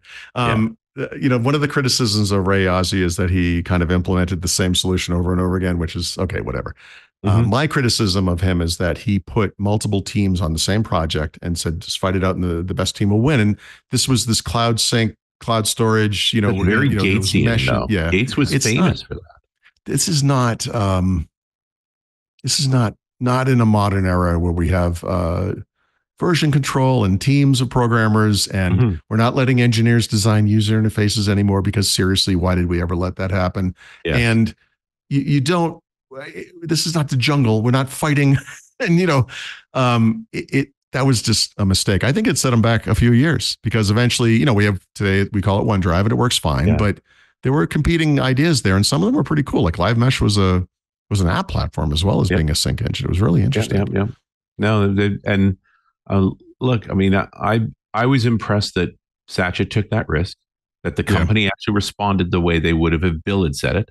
Right. And that it did get it permeated throughout the whole company all at once. This did occur at an era in which Microsoft is laying off a lot of people. So there was sort of a mafia back end to this, where it's like, I think we might want to take this one seriously. What do you think? Yeah. He seems serious. Like you walk into his office and there's a tarp on the floor and it's like, what's going on in here? You said no to AI. We decided we talk about that for a few minutes. Stand over here, please. Are those piranhas? That kind of thing. Like I don't know. Well, I think, he's pivoted the organization. It's been impressive, but it comes with a price. There are things that happen. Look, Netscape did this almost 30 years ago now. We're talking about a goofy little app. That's fine. This is an entire ecosystem of software and solutions, software and they're trying to services. Make it into an ecosystem. Right now, it's a whole bunch of individual efforts from different teams that they've been sorting through ever since. Yep. And some of it gets surfaced to the customer before it should have. Yep. Yeah, a lot of it maybe. Right. No, that's not a lot. You know how many Copilots we've heard about. I know. I also know, and again, not naming names, but a friend of Microsoft that this would have been not before Build, I think before Ignite, was telling me that the night before the show, where they were going to be up on stage and announce things, someone on the team finally said, we have two things with different names that are exactly the same thing. Yeah. We have to choose one. And they were going to go live with that. It was that. Yep. That's how far it got. Look, there's a risk reward thing, obviously, but again, not to keep rehashing the same theme over and over again, but there's a reckless nature to it that I don't think is responsible. They call it leading. It's leading like Mr. Toad was leading in his wild ride, you know. I mean, follow me. Ah! This is the nature of leading. Is you're a bit panicked. You keep making sure you're in front. Yeah, you got to stay in front. Yeah. Well, if that's true, then these guys are spastically afraid. They're not. Oh no, you are. They're not nervous. These tech companies are good at chasing. Right, that's what they know how to do. And when they find themselves in the lead, they all get a little wacky. They don't know what to do. Yeah, they look behind them and they trip and they fall and they hit a rake. Yeah. I'm leading. Yeah, exactly. No, you're not. Or you do. I mean, arguably Apple's been the most effective at leading, say, in the mobile space. Yep. And they get real cautious. Well, and look, one of the big criticisms of Apple post iPhone is they've never delivered that level of hit again, right? It's been diminishing returns. Yep. And that's not anybody's fault, but that's what happens. I mean, it's same. You could make the same case with Windows, right? Really, maybe it strikes me that the difference is Apple kind of speaks with one voice. Yes. And Microsoft and Google do not. I mean, Apple would never have two products with the same the same thing. They speak with one voice. So slowly, it's impossible for that to happen. Yes, thank you. Listen, I write this. I mentioned one example from the phone link part of the book, and I run into this all the time. Is it a strength or a weakness that there are 27 different ways to do things in Windows sometimes? I mean, it's a little bit of both, but yes, because we all follow different paths and we think differently and maybe we get to things differently. But I don't know, Jerry Purnell, somebody had made the comment many years ago about Apple, like they don't do it or they nail it. If they do it, they're going to do it right. And I don't know, as I get, maybe I'm older or something, and I sort of appreciate that thinking now. Maybe when I was younger, I didn't care. It was just kind of fun, like living on the edge a little bit or whatever. But yeah, I don't know. Okay. What else we got?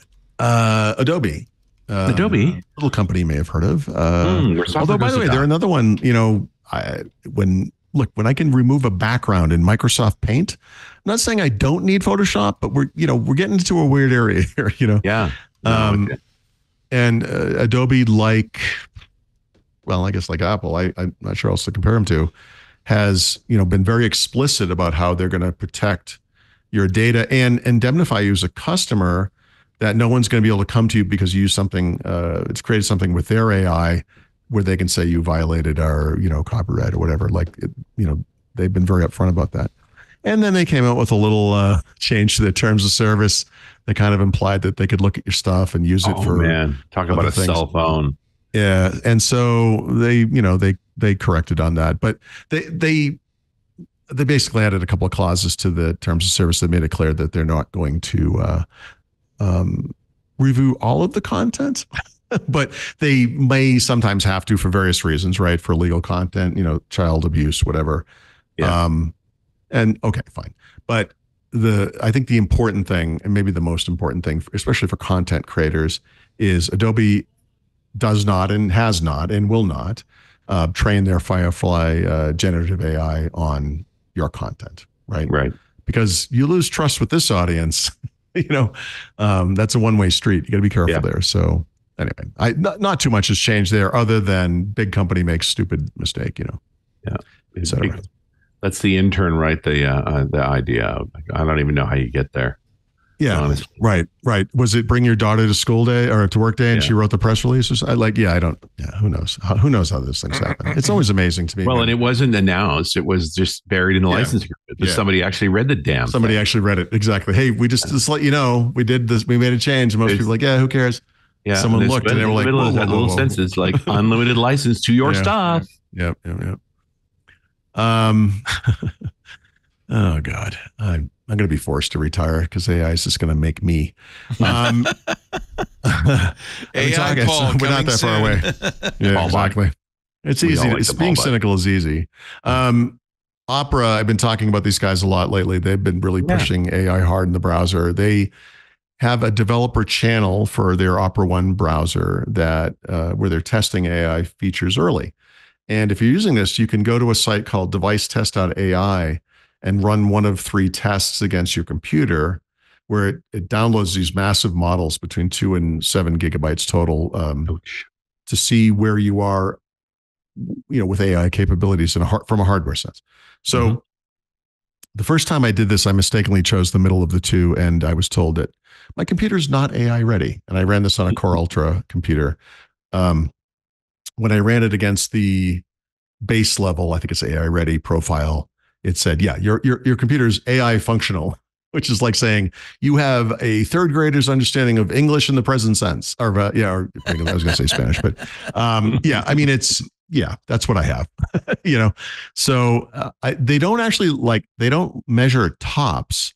They measure it against workloads, basically. So you get scores, and it's kind of interesting. Now it's good to see new benchmarks coming for these technologies. We definitely need a better way to describe, I guess, the performance, for lack of a better term. But the thing is, it's not just performance, right? I feel like we need. I lost this, but in Microsoft's million announcements at Build, one of the AI-related features of something, Microsoft actually said this feature uses less than some watts of power when used. Like they actually spelled it out, and I think it's the only time I've ever seen it. Because I lost it, but I think we need that kind of thing. What's the efficiency of this thing too? Interesting. Speaking of other browsers nobody uses, DuckDuckGo still doesn't have tab management, but for some reason they're also adding AI features to their browser. I wish they would nail the basics, because DuckDuckGo I kind of vaguely trust, and I'd be interested in that. But they're doing AI chat in the browser a little bit differently from everyone else. Starting with the name, the chatbot is called Duck Assist. And I'll just pause for a moment for you to cringe a little bit, but it's going to let you choose between AI chatbots, essentially. So, okay, that's, and they're going to do the Apple thing where they're going to send information back and forth anonymized. So, Chat GPT, if you use them, or, if that's one of the choices, it is one of the choices, may use that data, I guess, for learning something, but they're not going to be able to associate with you, et cetera. So, okay, that's fine. Cool. Tab management, guys, just saying. Same. Yeah. And I just briefly, I don't have a huge editorial here, but I feel like this is going to be more and more common.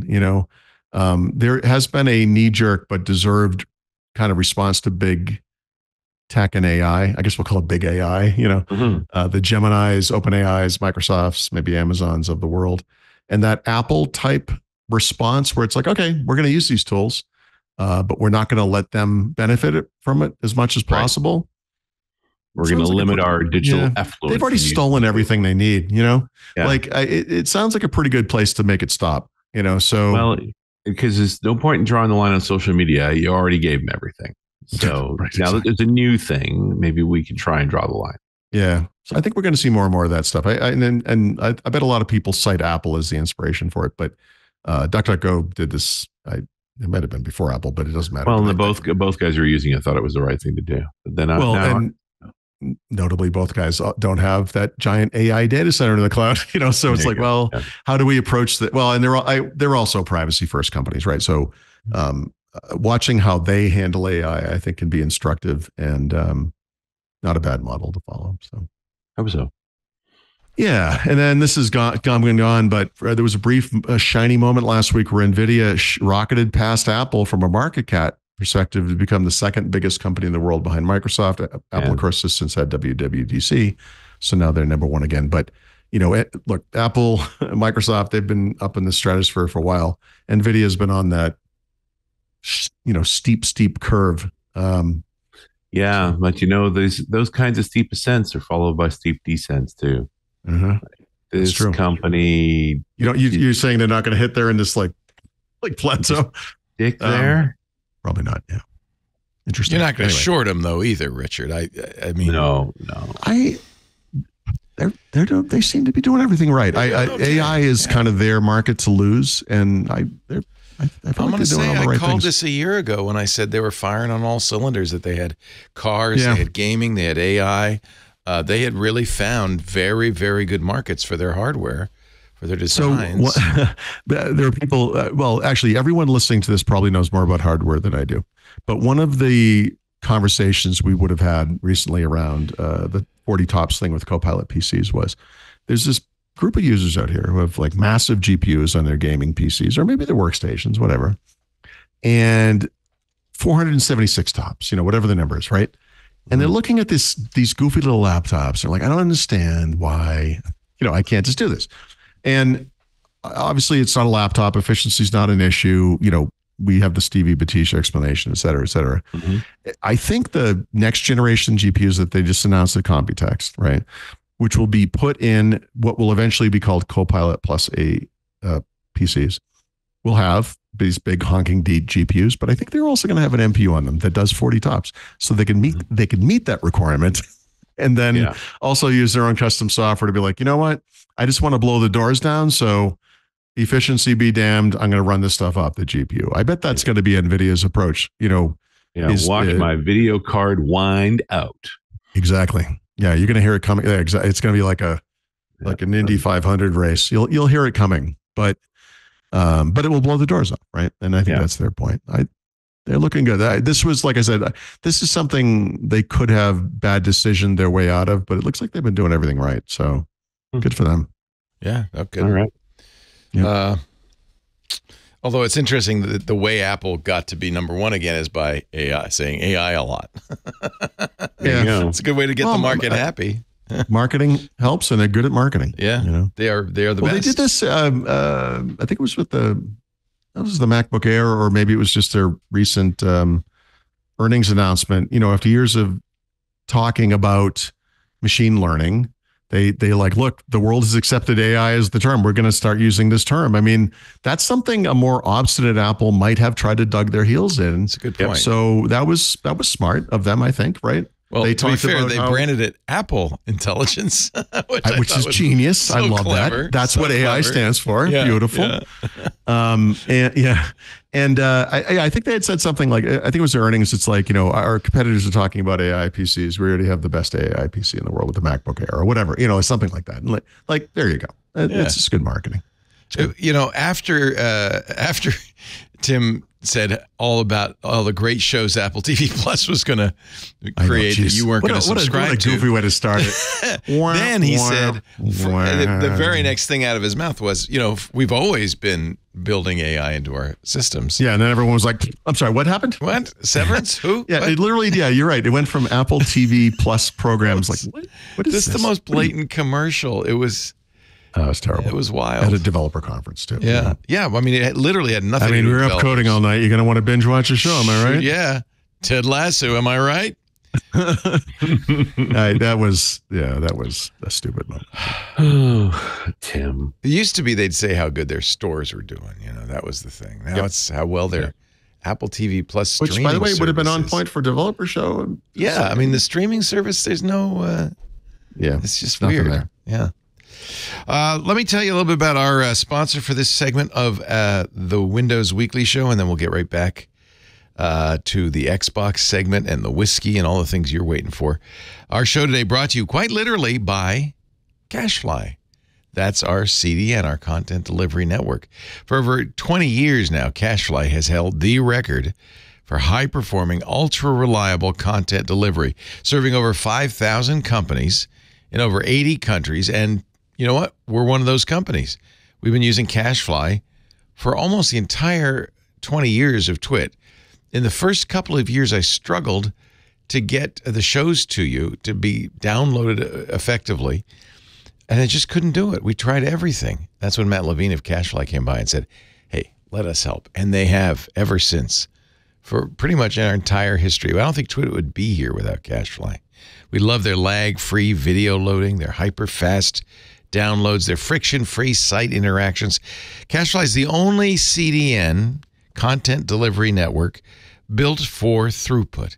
They offer ultra-low latency video streaming you can deliver video with less than 1 second latency to over 1 million concurrent customers. They've got, if you're a gaming company, lightning fast gaming with downloads that are faster, no lag, no glitches, no outages.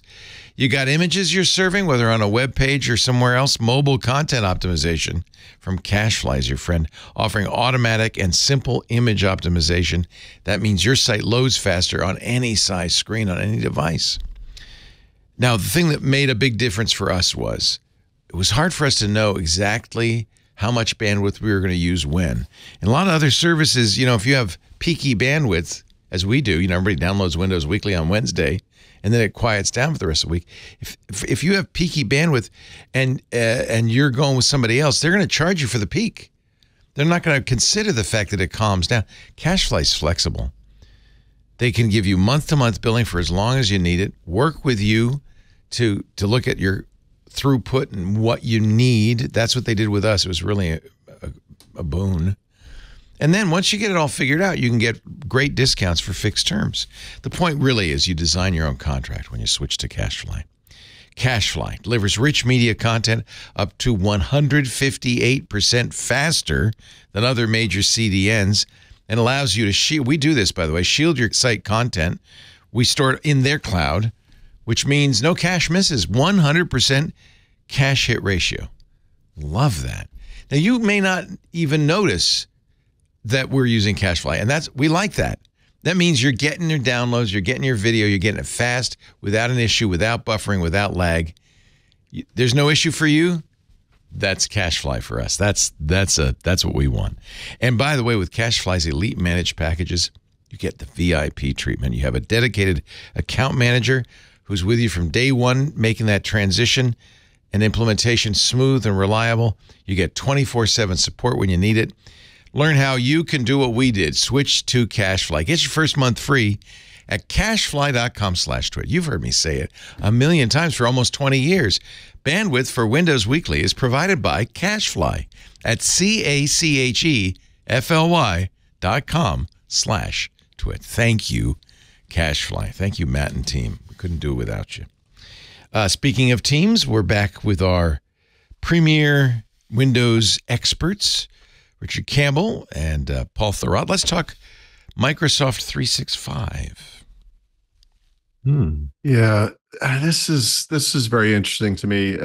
Outlook.com, Microsoft just announced that through the middle of the year, they're going to start, through the last half of the year, I guess, they're going to start killing a bunch of features in the name of security.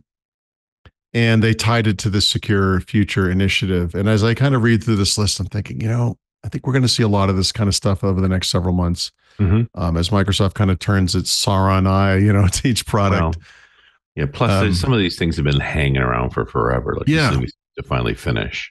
Which is kind of the Microsoft way of doing things. Technology lingers. They don't like to leave customers behind, but this is that moment. We went through this with, trustworthy computing, right? Remember Server 2003? It's a server, not a surfboard, right? They started componentizing server and making the base install a lot leaner because you shouldn't be sitting there as a user on it doing stuff online or whatever. It's, serving workloads of whatever kinds.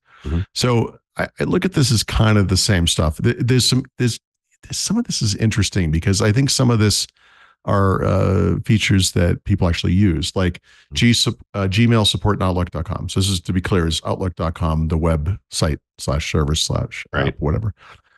If you can optionally sign in to your Gmail account, and it will appear as an icon in the left bar there, and you can switch between Gmail and Outlook.com in the same UI today. They are retiring that as of June 30th. Their advice is to use the new Outlook app for Windows, which I think we've established everyone loves and wants to use. That's fine. Nobody's going to complain about that. You say so. Yeah. We're brutal. This is like well, it's like that line in the airplane movie. They're all standing there with like a pipe and a noose and they're all waiting to go nuts on the woman. But the next turn. Yeah. Cortana has been depreciated across the ecosystem. Of course, in 24H2, it's finally been removed from Windows. In 23H2, it's there, but it's just the stub icon that doesn't do anything. A stub app, rather. They're getting rid of it across every service that still uses Cortana on the back end is going away. So, for example, if you use Outlook Mobile, there's a feature in it called Play My Emails and also Voice Search. Those are going to be deprecated by the end of June and then just removed as Cortana goes away, of course. Yep. I can't imagine why this was still around, a light version of the website. In other words, you have an an older browser that doesn't support modern web standards.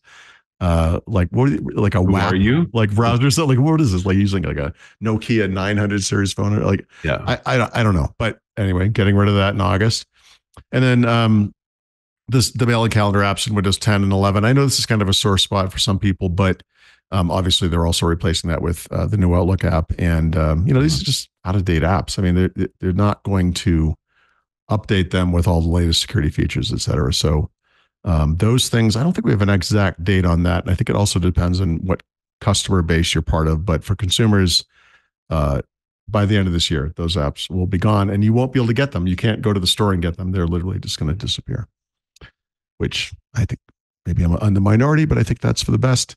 And then support for something called basic authentication is being deprecated and will be killed in September. They've been threatening this one for a decade. Yeah. And actually, if you go and look across their other commercial products, they have over time gotten rid of this, deprecated, then removed it from things like Exchange Online or commercial Microsoft 365, Azure even. And this is the problem with this basic authentication is when you have a username and a password, but it's actually worse than that because you and the service exchange those credentials multiple times, again and again and again. And it's, obviously that's very insecure. So I'd like to live in a world where Microsoft basically enforces 2FA or something like that. But this is maybe the first step toward that. Trying to, but and they kept dumping this one out because a lot of people are going to break. There's also just legacy things. Yeah. You have like you may, if you're a Microsoft account guy, you've probably heard of like app passwords, you sign into a Microsoft or Xbox 360 is like this. It just doesn't understand the modern authentication method. So they're going to get rid of that in Outlook.com. Yeah. So good for them. Yeah. I hope they stick to it. We've been talking about it forever. Yeah. This one kind of came out of nowhere, but Florian Mueller, who I really like and trust, has created a new website dedicated to IP court battles, basically intellectual property court battles. Not that they've been in vogue at all. Like this is very old school. Like it's an interesting world. So there's a guy. I'm not going to name these people because I don't like promoting these people, but he owns a company, and they bought a patent. And then they sued the mobile industry for 13 years and won billions and billions of dollars. Right. Right. That guy and his partner in crime, who is a lawyer who owns a law firm with the same name as his name, but with LLP at the end of it, and that guy is representing the New York Times against Microsoft and OpenAI, by the way. They led the legal battle against the voting fraud stuff with Fox News. That settled. Those two guys are partnering to take on Microsoft for violating one of their patents related to cloud computing that Microsoft is supposedly violating with Windows or Microsoft Azure. Look at me being old. Windows Azure. Remember that? Yeah. Sorry. So we'll see what happens. But they filed the lawsuit in Texas, East Texas. I mean, the question is, do you pay him off to go away, which seems unwise? Or do you circle the wagons and let's go? Yep. Right. It seems like this is going to be fast tracked. And we'll see. But I got to imagine they go on the offensive. They try and breach all of their patents. You've got all the money in the world and you have a Brad Smith. Yep. Get out the hammer and go smash the End him. Yep. Well, Make it that's what really expensive. We're not only not going to pay you, we're going to take away your ability. Yeah, exactly. Right. No, I like that.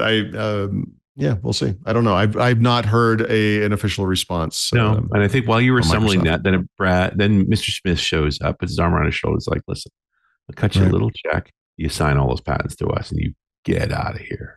Nice. So we'll see what happens. Yeah. Xbox. Last week, I know, was a downer for people. This week is a little more interesting. On Sunday, Microsoft had their annual Xbox game showcase. Hey. I don't know if you could figure out off the top of your head what happens when Microsoft buys Activision Blizzard and then has to show off new games, but suddenly they have a lot of new games. So, Really? yeah. And this might have been one of the better Xbox showcases, maybe the best of all time, frankly. A lot of good stuff. Activision stuff, like, Call of Duty, the next Call of Duty, obviously, but just games that have been in the Microsoft kind of Xbox Studio sphere for a long time. State of Decay, Fable, Perfect Dark. Remember Perfect Dark Zero was a launch title on, I think, the 360. It's a hard time remembering that far back. Wow. Anyway, there's a new Gears of War game, and it's not a continuation of the current storyline. It's actually going back to the origin story from before the original trilogy. So you've got younger versions of the characters from the, Dom and what's the name, man, guys? Marcus, from the first game, etc. Stalker, Assassin's Creed. That's there's a lot of stuff coming, so that's great. Couple of weird things. So I love Phil Spencer. I want to be clear about that, and I say that in kind of an unreserved way. However, in the same way with some other people, I just like, if there's one thing, he has this way of, he's a gamer. He's as partisan as he has to be to work for Microsoft, but he just loves games, and he wants games to be everywhere. This is real. It's not like a marketing thing. And he was interviewed in the wake of this game showcase, and someone said, "Hey, these companies are all doing these little gaming handheld things. Like, why doesn't Xbox have one?" And then he does this thing, which he does, which I know he means non-maliciously, but he said, "Yeah, we should have a portable gaming console." Oh God! It's like, dude, you run Xbox. Alarm bells. What are you doing? You don't have one coming. You should talk to your boss about that. We ought to have one of these. Yeah. Yeah, you can talk like a guy sometimes, but in your role as the guy in charge of that business, I mean, maybe don't say that. you know. So did he actually follow it with "I never thought of that" thing? Well, you don't want to look that dumb, but the other thing he admitted to, of course, was that Microsoft will be bringing more games to the PlayStation in the future. And this is later in the notes, I think. But one of those games is almost certainly the original version of Halo, right? So that game has already been remastered as part of the Master Chief Collection. Apparently, it's going to be remastered yet again, and as part of that work, supposedly, it'll be coming to PlayStation 2. And you know what? Yeah, of course. I mean, that makes sense to me. Okay. The other thing they did, and God help us all, they announced 3 new Xbox consoles, which, in any normal world would be big news. Yeah. Except what they announced was 3 look-alike Xbox Series X and S refreshes that are just color and or storage allotment changes. Nothing else is different. This one's purple. The one that has 2 terabytes of storage was, I guess, bedazzled or something. There's like green specks on it for some reason. Wow. So I guess that makes it different. And 2 terabytes, it makes you glow. Yeah. So what is it? So these things are, I guess they're coming out soon. So it's 2024. So we're not even like halfway through this console generation, assuming it follows a normal pattern, which it won't. We know they're going to refresh, if only to lower cost, right? Yep. But 2 things. Sony is coming out with the PlayStation 5 Pro this year. Right. With a better GPU, et cetera. So that's a problem. These things don't match up against that at all. And there was a big leak last year. And the Xbox Series X refresh in particular was very impressive and is not this thing that they just announced. Now, at the time of the leak, Phil Spencer said, look, these were an idea we had at one time. These are not our plans. Plans change. Don't believe that this is what's going to happen.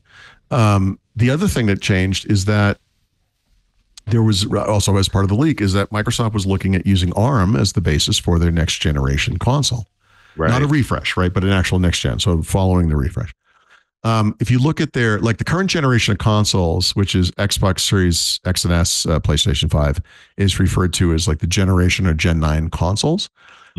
Previous gen obviously was 8, right? So Xbox One, Nintendo Switch was part of that, still around. PlayStation 4.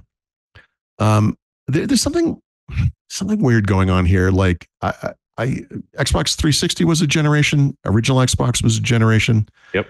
I kind of feel like Xbox One and Series X and S are actually the same generation, because it's not that there aren't any games that so far don't run on one, but most games that run on Xbox today target all three of those consoles. Right. And I mean, I get it, but at the time, Xbox One was considered kind of a disaster. It was kind of we were hoping the nadir, if you will, of that line. Mm-hmm. But now, I think the Xbox Series X and S are much better consoles, but they are not selling well at all. So I'm wondering if there isn't some calculus going on here where we're going to cut this one off at the knees and move to whatever that next gen console is, whether it's ARM-based or not, a little sooner than maybe we would have otherwise. And that this refresh is almost a way of telegraphing. It's like, this is what we got. This is what we got. Mm-hmm. Like we're doing this, So I don't know. We could look forward to, this fall, this holiday season, and we look at the games and see. I bet most of them run on Xbox One still.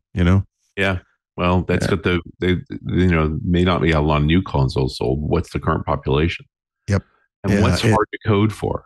But Xbox One is that's the thing. I'm not an Xbox developer. I'm not a developer really either. But I'm sure that the Xbox SDK, whatever they call it, makes it easy for a developer to target those three levels of performance and capabilities in a seamless way, right? Well, you really just build to the low one, and you have some knobs to turn stuff up if you want. Yep. And by the way, they're essentially PCs under the hood, so you run this. Yes, right. They're x86 based or whatever. Yep. Yeah. So that will change, with ARM if they go to ARM. That's if they go to proposal, ARM, that'll change. Right? So we'll see. So it kind of interesting. The thing that actually pushes them over, and this also speaks into, maybe I'm stealing some thunder here. Yeah. The role of LLMs and generative AI in gaming. Mm-hmm. That's right. And well, yeah. So if you actually want to justify a new generation of hardware, that would do it. But so in other words, like let's say this happens, and it's a couple years later. So we've got some future Call of Duty game, whatever it is. It's going to run on Xbox Series X and S and whatever this new thing is, right? It's going to run on PlayStation 5 and PlayStation 5 Pro, and maybe they have a 6 by that point, whatever. Those games are different games, right? Even though it's the same game title, the game they've created is probably a different game. Like, I know there's shared code and all that stuff, but it's two different platforms, right? But the thing you're describing is actually very interesting to me, because one of the things about on-device AI is you have this capability to create worlds on the fly on device, which is not something you're going to be able to do on a current gen console, right? Right. So there are going to be games when that happens, if that happens. Well, it is going to happen, right? It's going to happen regardless of ARM, right? I mean, at some point we're going to have on-device models, right? The argument it would be, what if the storyline was generated text? So every version of the storyline was a little bit different. You could write any no more, selection options for responses. You can write back anything you want. And it makes a game that might otherwise have been non-replayable very interesting as a replayable title. Maybe. Yeah, once you have 4 options for each of these things, you rapidly just build a tree and make sure you go down them all. But what if you could write whatever or say whatever? Yep. Right now we only talk to other players. But why wouldn't we talk to the game? Yeah. Right. There'll be some random character in the background that wasn't fleshed out in any way, shape, or form, but because you walked up to him, you're like, yeah, no, I know the game's over here. I'll be right back. And they'll generate a whole world for that guy that will be unique to that pass of the game. Yeah. Yeah. And you talk about replayability and gameability, like that's all pretty compelling. Yep. You're always going to have the challenge of trying to get somebody back on the storyline because they didn't ask the right questions. Video games have a rich history of like railing people into certain, so. Oh no, you're going to play him. So folks who played Last of Us. An open world game will essentially have primary and side quests, Yep.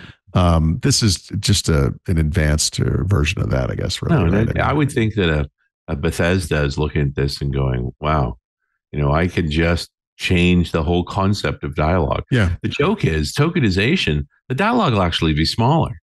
You're also going to have people who would never play video games or would never play that type of video game who are going to wander off in an open world and just enjoy the scenery. They're going to talk to animals and look at trees and they're going to have their own little experience. Like I knew guys who back in the Ultima Online days just built their little houses out in the woods and that's where they lived there. They lived there. Right. Yeah, and they'd go. They meet their friends online in a tavern to drink beers. That's amazing. I once watched an entire performance of The Wizard of Oz. Oh God! In the game. So these are the people. Hundreds of people watching. Like the pandemic was not even a thing for these guys. No, the rest of us were forced to do this. The awkward Zoom meetup, or whatever. We're like, oh, look, I'm drinking a beer too. It's fun. Yeah, there you go. Not really. Well, and now you start thinking about this technology, and like, I think about the resource allocation for voice. Yep. And suddenly I'm like, now I can build a model for each of the different voices, and I have this gigantic LLM for all of this, and let's go. One of the things Microsoft, I felt, has been a little indelicate about, frankly, has been kind of bragging about this thing no one can prove, which is like, we got hardware coming down. It's going to be the most powerful thing in the world. They've been saying that a lot lately. And I wonder if that's not the type of thing they're talking about, No, and let's face it, they're uniquely situated to now build a console, with a 200 TOPS processor in it. And they own the studios to make games, to drive those games. Hey, can't put it on the PlayStation, won't run. Wow. That could be. Yeah, maybe we got the cart and horse backwards. Maybe that's the plan. You've got the studios. Now make a console that just lives by itself. I mean, goodness knows you've now made these PCs that you're hyping hard to do all these things. Why would you do it with a gaming console? Right. Okay. Food for thought. Mm-hmm.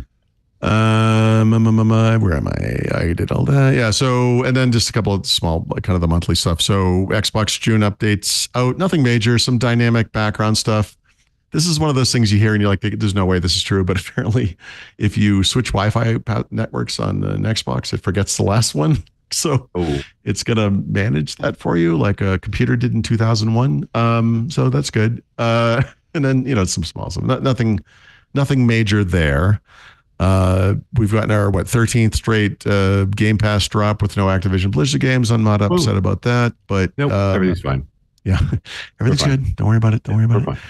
Callisto Protocol's in there. That's supposed to be a great game, and I've not actually heard of these games, but I'm heard they're very good. Octopath Traveler 1 and 2 are also part of it. But yeah, this is another selection of I don't know.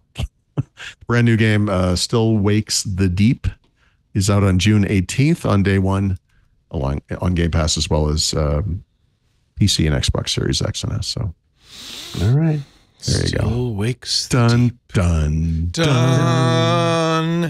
We play a little game here at Twit we like to call Club Twit. Like to see how big we can get. Right now, Club Twit is at 11,978 paid users. Wow. We are 22 roughly away from 12,000. I would like, before this show ends, to be able to celebrate our 12,000th member. And here's how. Jerry, I don't know what you think you're doing on this telethon, but you'll never walk alone. Hello, my baby. If you're a member of Club Twit, you won't walk alone. You'll be in the esteemed company of brilliant tech enthusiasts from all over the world. You get to hang with them in our Club Twit Discord. You get ad-free versions of all of our shows. You also get special stuff that we don't put out in public. You get, for instance, the video of Paul's Hands on Windows show, the video of Michael Sargent's Hands on Macintosh, of the Untitled Linux show, of Scott Wilkinson's Home Theater Geeks. You can join our book club at the end of the month, Stacy's Book Club. We're reading High Voltage. You should read it and join the club and talk about it. All of that. I know I've just described something that would probably be worth hundreds of dollars to you, but it's only $7 a month. Less than a super soy double calf decaf penal multi-sugared latte. And not only that, you get the warm and fuzzy feeling that you are helping keep this show and all the shows we do on the air. Frankly, as much as we love our advertisers, the ad revenue has declined, has plummeted steeply. Did you see? It's not just podcast, by the way, radio too. iHeartRadio is now about to go out of business because of radio advertising's just disappeared. I think it's all going to Marquez Brownlee, but I'm not sure. But I think he's getting all the ad dollars now, and we're not getting any of it. Mr. Beast? Or Mr. Beast. or grossing iJustine, 600 mil a year, right? Like, good Lord. or Joe Rogan or whatever. But it ain't coming into my pocket. That's all I can say. Now, Lisa and I are going without pay for the next few months because there isn't enough revenue to do that. But I can't not pay these guys. I can't not pay the light bill. I can't not pay the rent. So help us. Help us stay on the air. That's all. I hate to beg. It kills me. But we're in the situation where I don't want you to be surprised if all of a sudden the lights go out. Twit.tv/clubtwit. Help us get to 12,000 paid members. We only need 22 more. You could be one of them. And I look forward to welcoming you into our Club Twit Discord as I just have for a number of new members. And then one guy who quit just now. He said, I'm going to finish Windows Weekly and then I'm quitting the club.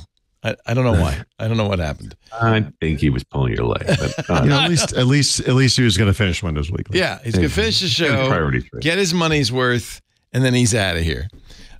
Please join us. We'd love to have you in the club. Twit.tv/clubtwit. All right, we continue on with Windows Weekly, starting with Paul Thurrott's Tip of the Week. Yeah, I don't know how I just stumbled onto this. And I feel like I've heard of it in the past. Maybe I heard about it when it came out, but when Nokia imploded after they went to Windows Phone, and Stephen Elop came, and there was this feeling that this guy might have been a Trojan horse and what's going on here. A group of Finnish journalists wrote a book called Operation Elop, which is hilarious. But in Finnish, right? So, okay. Obviously. Yeah, you can get the book on Amazon for the Kindle, et cetera, et cetera. But there's been sort of a crowdsourced effort to translate this book into different languages, including English, and you can download it for free. I think it's been done. It's not illegal or whatever. Like it's okay. And so I'm gonna read this.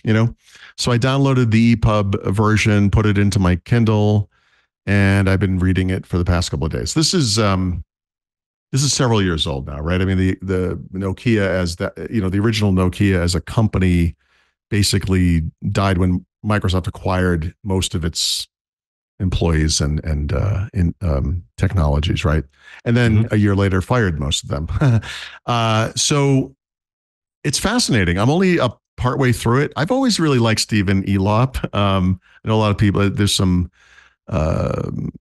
disagreement there, I guess, maybe, but he was a guy who could get on stage and just speak fluently about this product, no matter what the phone was, no matter what, he would just talk about it. He wasn't prompted. He would stand there and hold the thing and talk about it. And he's one of those guys I really, really liked. One of my most disappointing moments at Microsoft, I think it was the Windows Phone 8 launch in New York, but whichever it was Andy Lee's, a previous guy who ran Windows Phone at one point.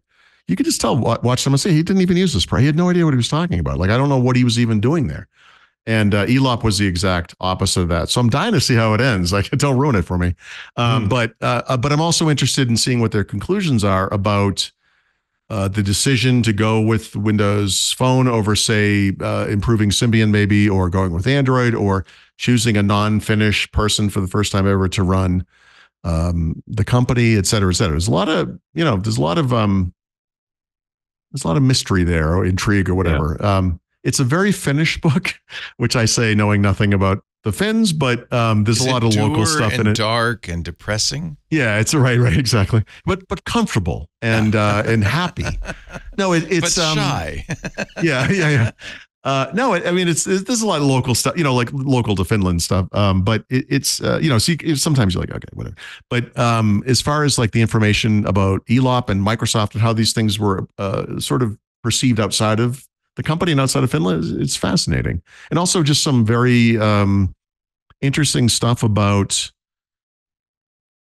how Nokia was perceived in Silicon Valley, especially, but also in the United States, because there was a big opportunity for them to be as dominant there as they were in the rest of the world. And they just were kind of arrogant about it.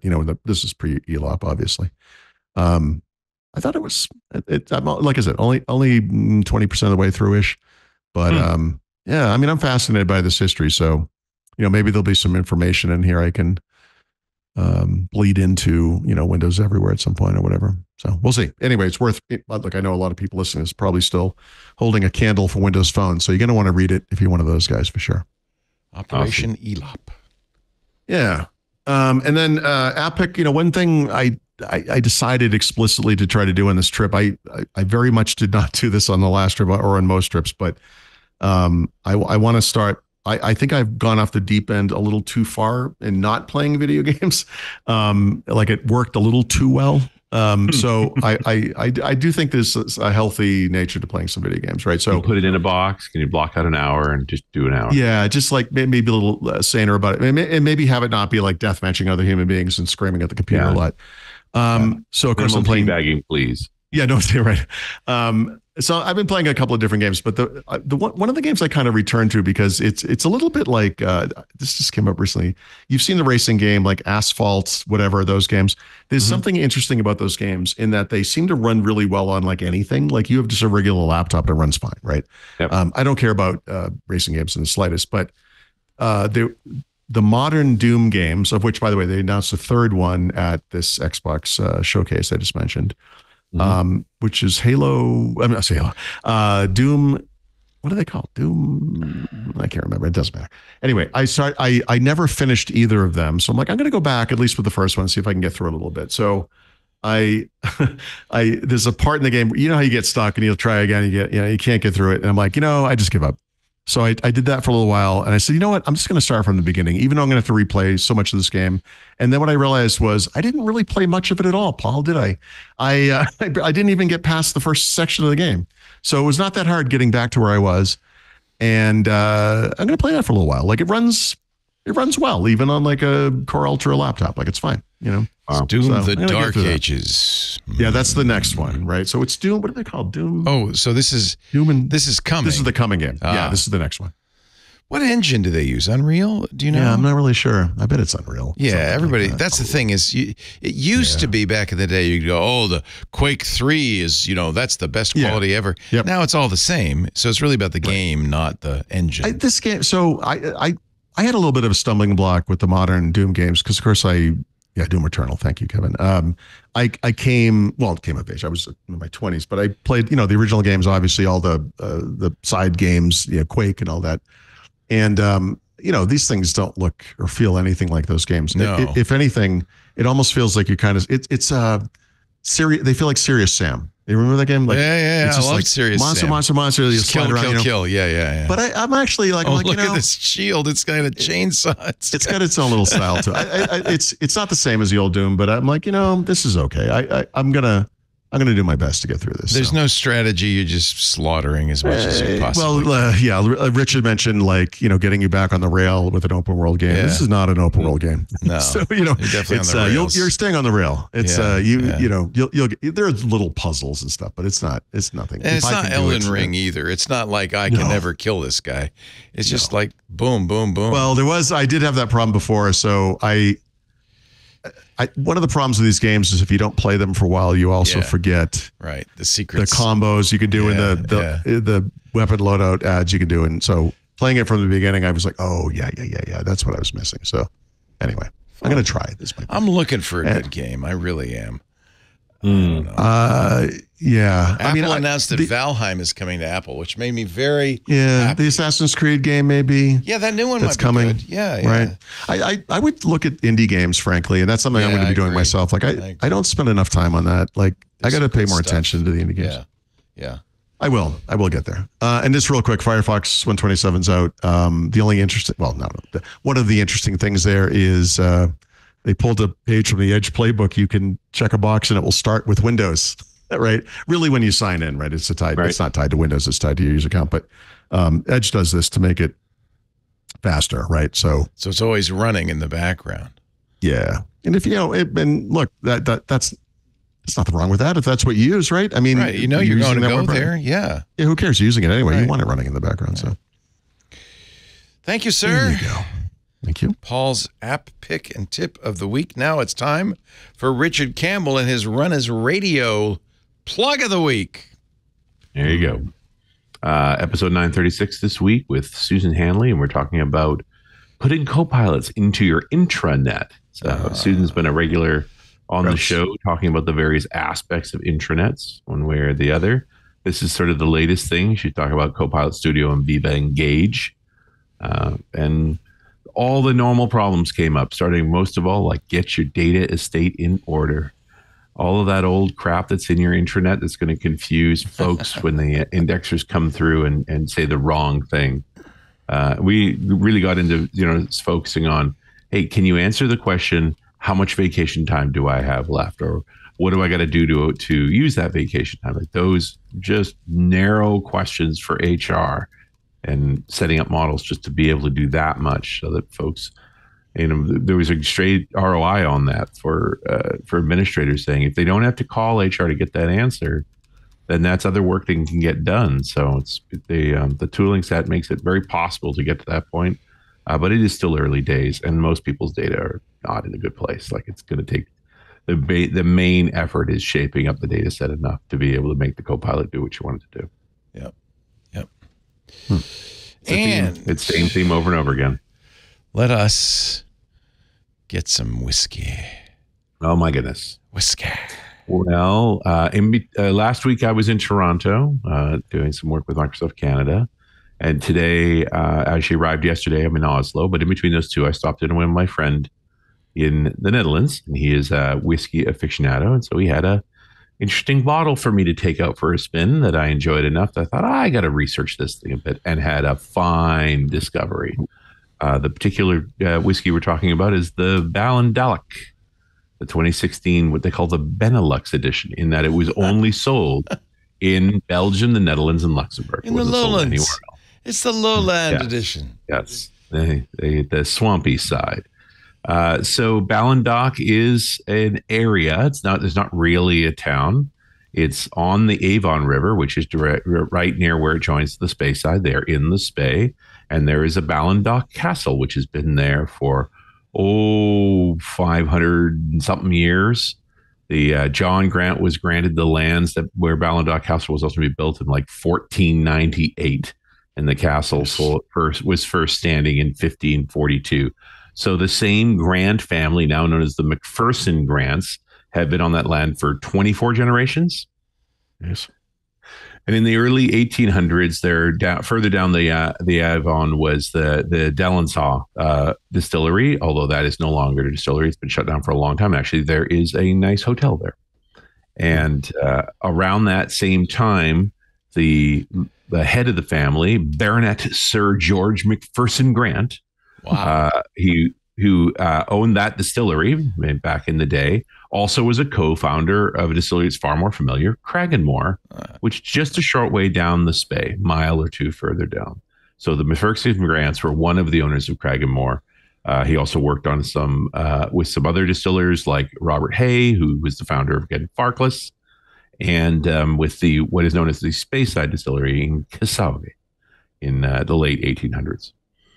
Now, Cragganmore, if you followed their history, and I believe I've talked about this on a past show, was acquired by the Distillers Corporation Limited, or Distillers Company Limited, back in 1965. And so the McPherson Grant family exited distillery owning with the acquisition by DCL.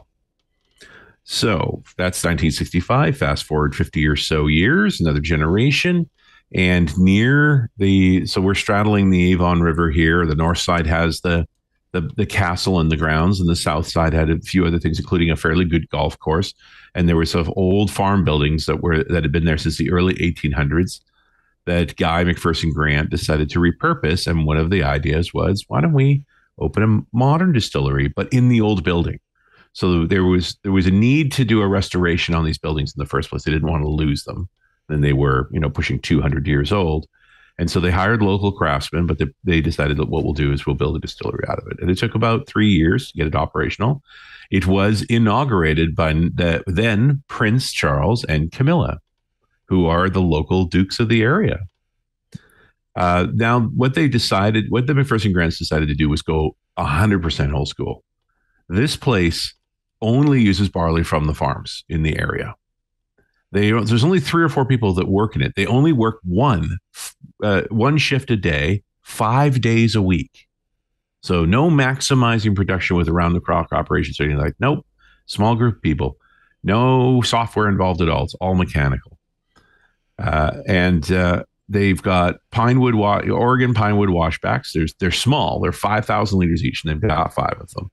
And they ferment on the weekends since they don't work weekends. So on over the course of the week, as they get batches processed, they'll end up with across the 5 washbacks, slightly longer fermentations from the first ones they put into the last ones they put in. So between 114 hours of fermentation down to 66 hours of fermentation, and then combine them all to make their whiskey. They only have a single wash still. It's only 5,000 liters. That's very small. And then the spirit still is 3,600 liters, which is incredibly small. And they use worm tube cooling, the old school way. The spirit safe they have is actually from Cragganmore. It's used. The Diageo people that ultimately bought DCL back in the 80s gave it to them as a gift. The old Cragganmore owners, here's the Cragganmore spirit safe for your still system. So they only put out 100,000 liters a year, and they've only been in operation for a decade. So you're not going to find a lot of single malts from them yet. They're just not in that place right now. But they have a warehouse, and it is full to the point where they've been putting together other warehouses in the regions around Glenfarclas, because they've been making, even at 100,000 liters a year, they're racking them up and letting them age. Now, I've not been to this distillery. It doesn't actually have a visitor center, but they do tours, because so many few people work there. Folks that write about doing a tour of that place, they were toured by the master distiller himself. So an incredible experience. They also offer a day-long tour, a hands-on tour called The Art of Whiskey Making. It's an 8 to 5, and you basically work a day with them on their cycle making whiskey. That's genius. You wanted to get all, it's about like going to a winery and like picking the grapes. Yeah. So you said it's for only 2 people. They only do it once in a while, and 300 pounds each. But you will have the experience of making whiskey for them. They also have a thing called the Estate Club. You can be a member of the Estate Club. It's 600 pounds, but it's a one-time payment. At this point, that membership lasts till 2029. So it's kind of like a wine club, because it gives you priority on their custom bottlings. So if you wanted to get into, what are they making? And I've also read that for folks who have really engaged with the Estate Club and done the tour and so forth, they still have casks of Cragganmore from the 60s. So they drag out some old drams every so often, if you're lucky to be around there. Oh. So there's a bunch of different whiskeys that they make, and many of them are quite experimental because they haven't been around long enough. And this Benelux edition is an example of this. So aged in a bourbon cask, and only bourbon. They don't talk about the year on it, so probably was no more than 8 years. But they talk about 2016, which is about right. That was the distilling date, and now that we're in 2024, so the math works out. Only 234 bottles for the Benelux region, and so apparently a lot of the bottles went to the Netherlands more than anywhere else, because the Dutch like their whiskey. And if you can find one, and there's still a few for sale, not very many, it's about 120 euros, about 130 US dollars. But you would have one of the 235 bottles. So I tasted this one, which is just strictly a bourbon casking, and there was another that was also a sherry casking, and both a good drink. And again, not in your classic, like super old school, the ultimate manifestation of single malt. Everything was made, in sight of that distillery, but not those long agings. They just haven't had the time to do that yet. But they've won some awards for the fact that they are making whiskey the old-fashioned way. Well